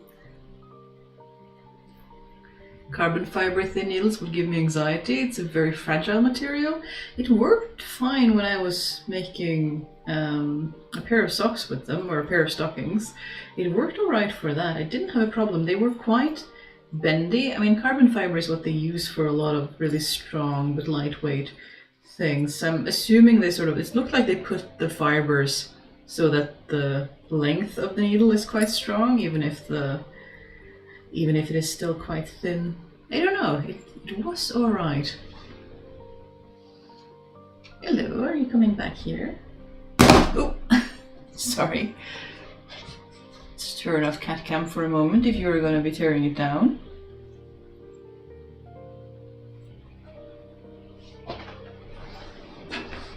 Even just the word silk gloves sound elegant? They do, don't they? I'm not big on elegant things. Darling, if you jump into that basket, it will fall down. It is not balanced. Yeah, okay. She had the forethought to not do that.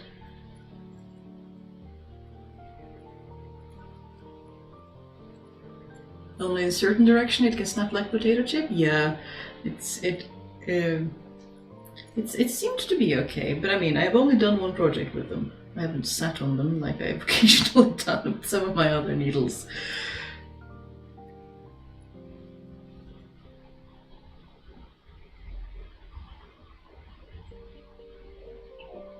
"200 years ago I would have been a spinster. It looks like a good profession to have had. Current day me can't spin." Well, yeah, I think it would have been satisfying, when you have that stimmy hand movement that you can keep doing. There is something really satisfying about that. So we've almost done one repetition, and since we started with half a repetition, that is not too bad.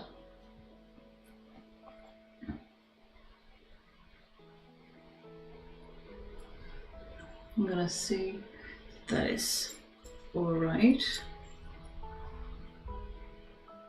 I'm gonna have to untangle this mess later, but that is a problem for a future self. But I mean, if the carbon fiber needles make you nervous, you could always try to use the metal ones. I did find some small metal ones too, so they still exist, although at least in Norway they are not as prevalent. But then small needles are not as prevalent in Norway in general. It's quite popular to knit with larger needles. So that is most of what is available.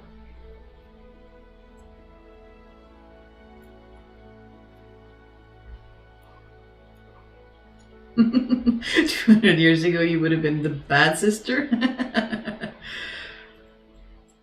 I don't know. I definitely would have still been working class, because all my family is working class. If we're going by family lines, I would have been very much working class, and I don't know what I would have been. Farmer, probably. That seems the most likely.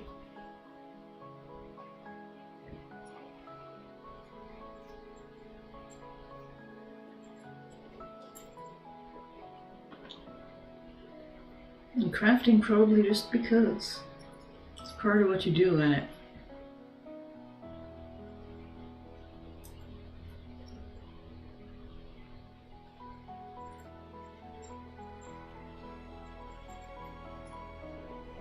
So much depends on where you end up, which can be Not quite so in your control, especially 200 years ago. I wouldn't trust it.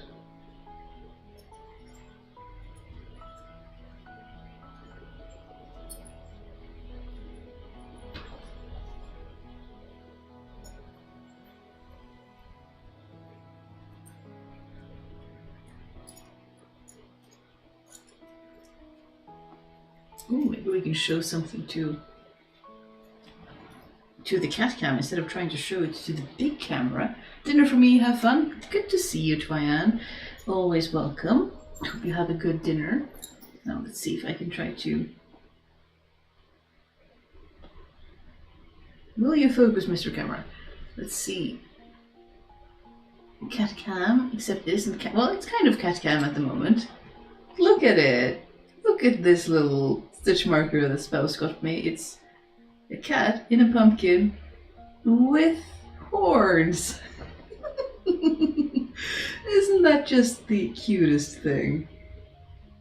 Our collection of black cat themed paraphernalia is eternally growing and very, very cute.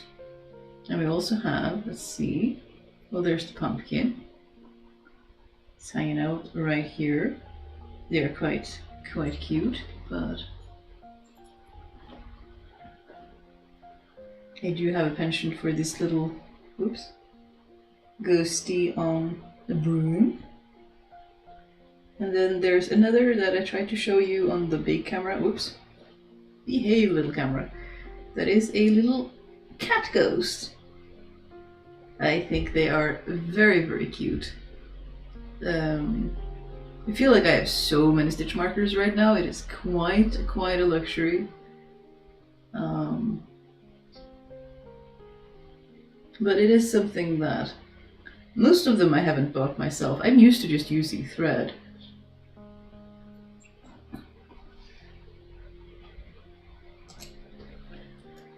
"200 years ago I would have been a Slovak peasant waving linen cloth." I feel that I would have been a Norwegian peasant doing whatever it is. Weaving, spinning, herding sheep in the fields, most likely. But yeah, a lot of the stitch markers are gifts, which makes me feel a little, it's still extravagant, but a little less so. Spouse likes to find, especially if they find black cat themed ones, they are sure to get them for the collection. And they can't use stitch markers for crochet because unless they are easy to open and close, they don't work for crochet quite as well as other things. I've got sparkly red yarn for markers. Yeah, that's what I used to. I have this little box, which I'm starting to need a bigger box, but I would just put yarn scraps because that is what I'm used to using, just yarn scraps in whatever contrasting color you need. So of course that's going to change with the project, so I just have offcuts and snips from old projects, which is what I always used to use before stitch markers were a thing, and then I started getting them as gifts, and they are very cute, I have to admit. I do love the cute things. Even if they aren't necessary, a piece of yarn works just as well. But sparkly yarn is a good tip, although whenever I tried to work with any sparkly yarn, it is so itchy. My goodness, but as a stitch marker it would be very nice.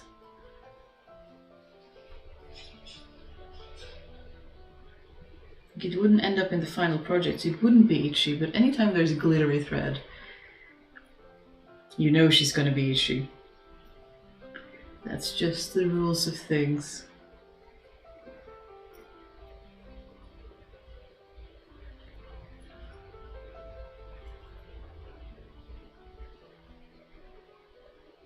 That's not what you were supposed to do.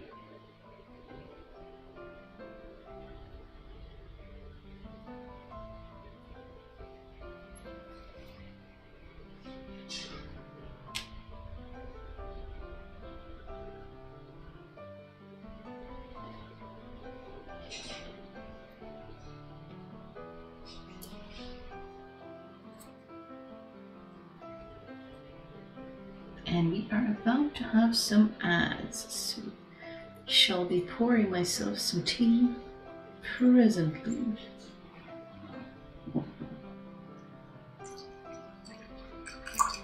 It's amazing how much a little tea candle can keep something warm.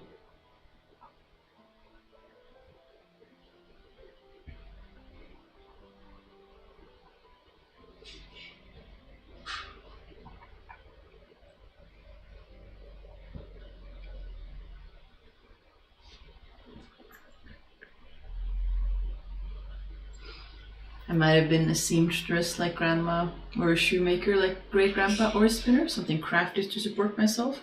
I think I would have been the same. It's so useful to be able to make things, even on a small scale. It just makes such a difference. It's amazing how much it changes your perspective on clothes when you're able to make even a little bit of your own wardrobe by yourself.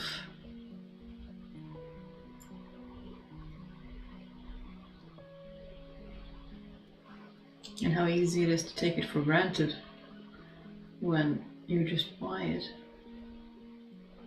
There's nothing to be taken for granted about it, is there? So, I mean, it's everything, especially when it's cold. What would you do without clothes?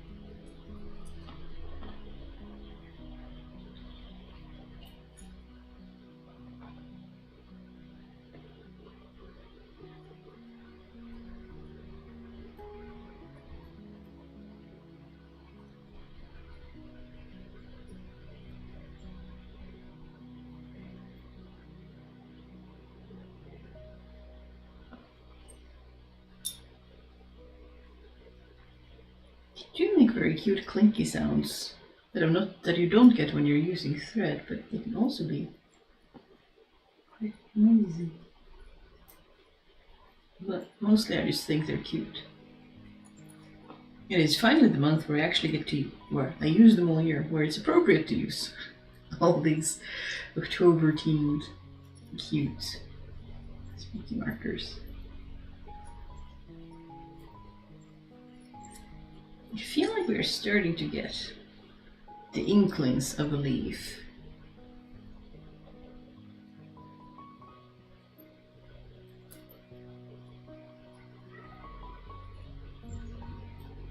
Maybe again we can use the sneak cat cam for lack of actual zoom, since the camera is quite far away now, but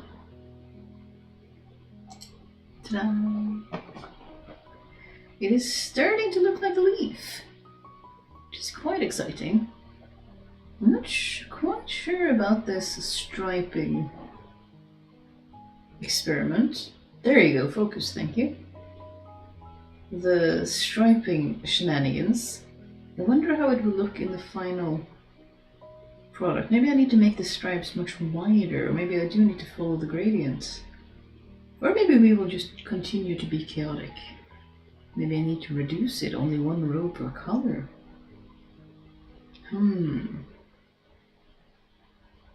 Experiments to be had, but we are starting to see the leaf. Of course, there should have been half a leaf here, but I removed it. And then we are getting a new one starting over here. But almost one repeat. We are getting somewhere.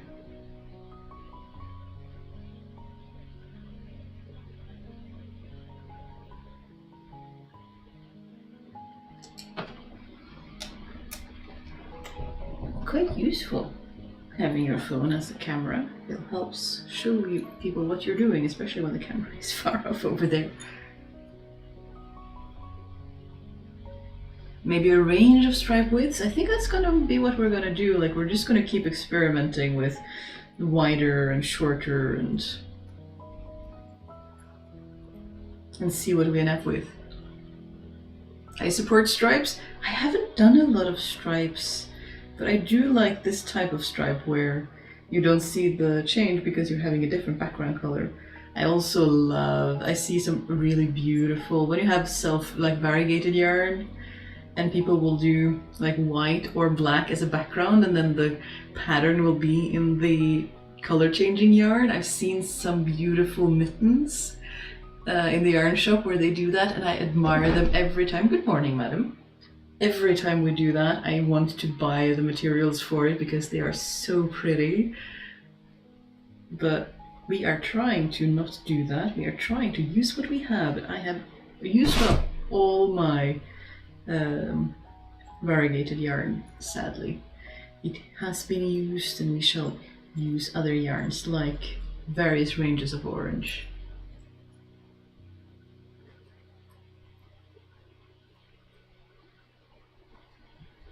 I don't think I'm too bad with yarn, though. I have a couple of projects lined up, a couple of cardigan projects, so quite large amounts of yarn, but it's a bad excuse, but it could be worse.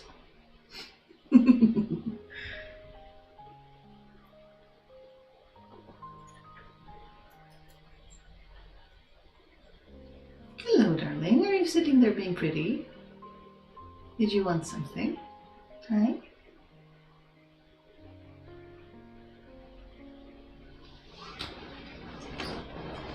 Do you think we should be done? That it's time for you to get snackies? Or are you just gonna sit over there being pretty? You are very pretty. There's no doubt about that.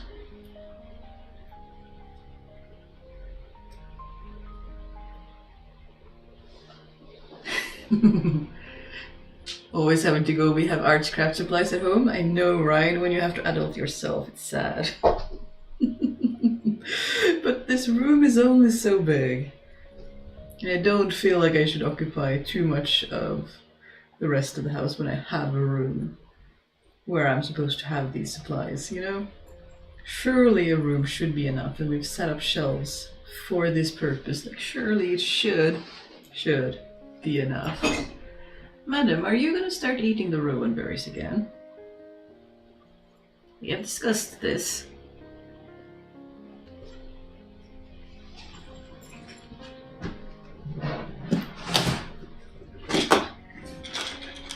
Hey, darling. Hey! Yeah, see, snacks are much better than fake rowan berries. It's supposed to got me for the floor. Hey!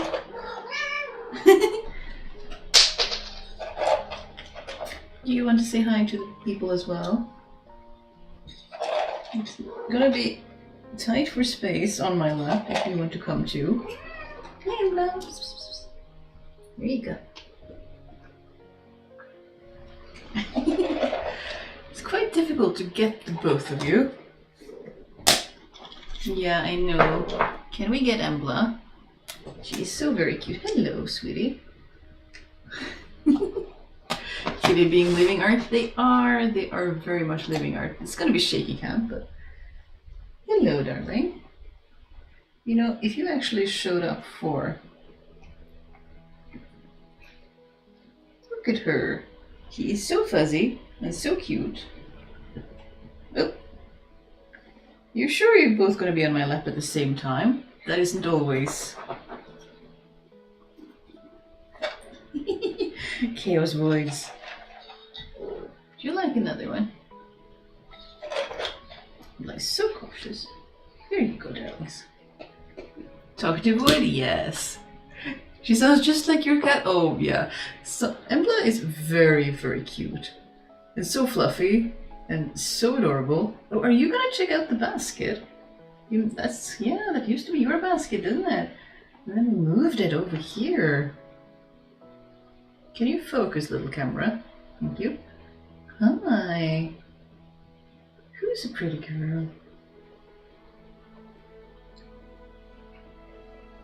Yeah, Embla is very talkative. Embla is the one who will be crying in the background, especially if Spouse is out of the house or, you know, in the restroom or anywhere else where she can't get to them.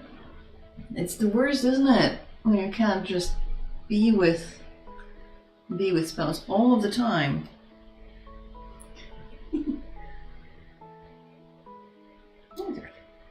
I don't have any more snacks. You get plenty. Sorry. Oh.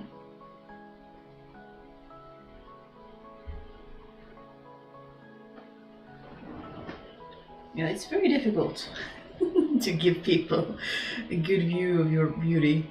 And you keep moving.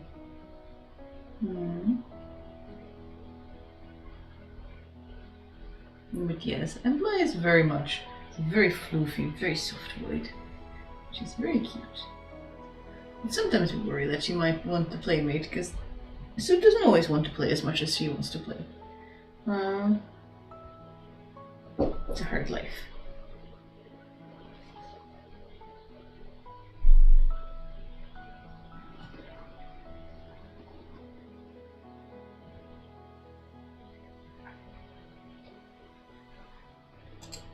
No more sex.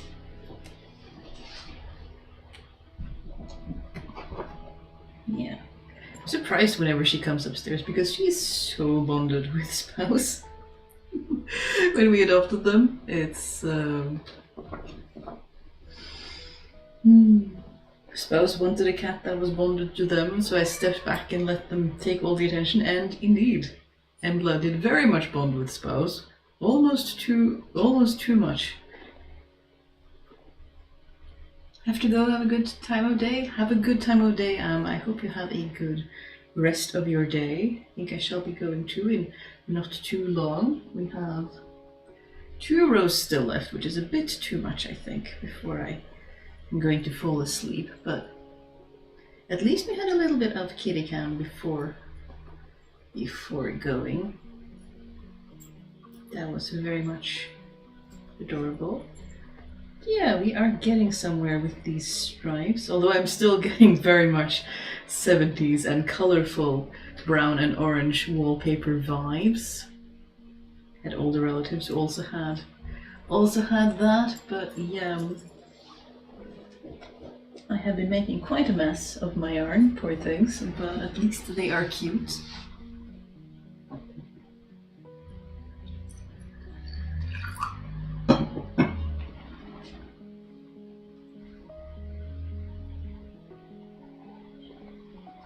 Oof. Alright. I think Soda's still hanging out over there. But yeah, I hope you all have a lovely rest of your evening, rest of your time. I think we shall call it there for today. It is getting into the evening time of day where I'm supposed to be sleeping. I shall look into the router and see if we can help things for next time. But other than that, I hope you have a very lovely rest of the day, rest of the week, and maybe we will see you next time. I've been bad streamer this time, but if you are wondering when I stream, I usually try to stream on Thursdays around this time. Sometimes I get migraines, and then I let people know in the Discord, so if that is somewhere you are wanting to hang out, you can check that out. It's a very helpful place. People share what they're working on, share pictures, help each other, and generally. But yeah, if you want to know when I'm streaming, I try to stream at this time every week, but I do get sick, so I can't always. And then the Discord is where I let people know. But yeah, I always have a really good time hanging out with you. So I hope you have an excellent rest of whatever you are doing. Great progress on your projects or housework or whatever have you. And I shall see you soon. Bye.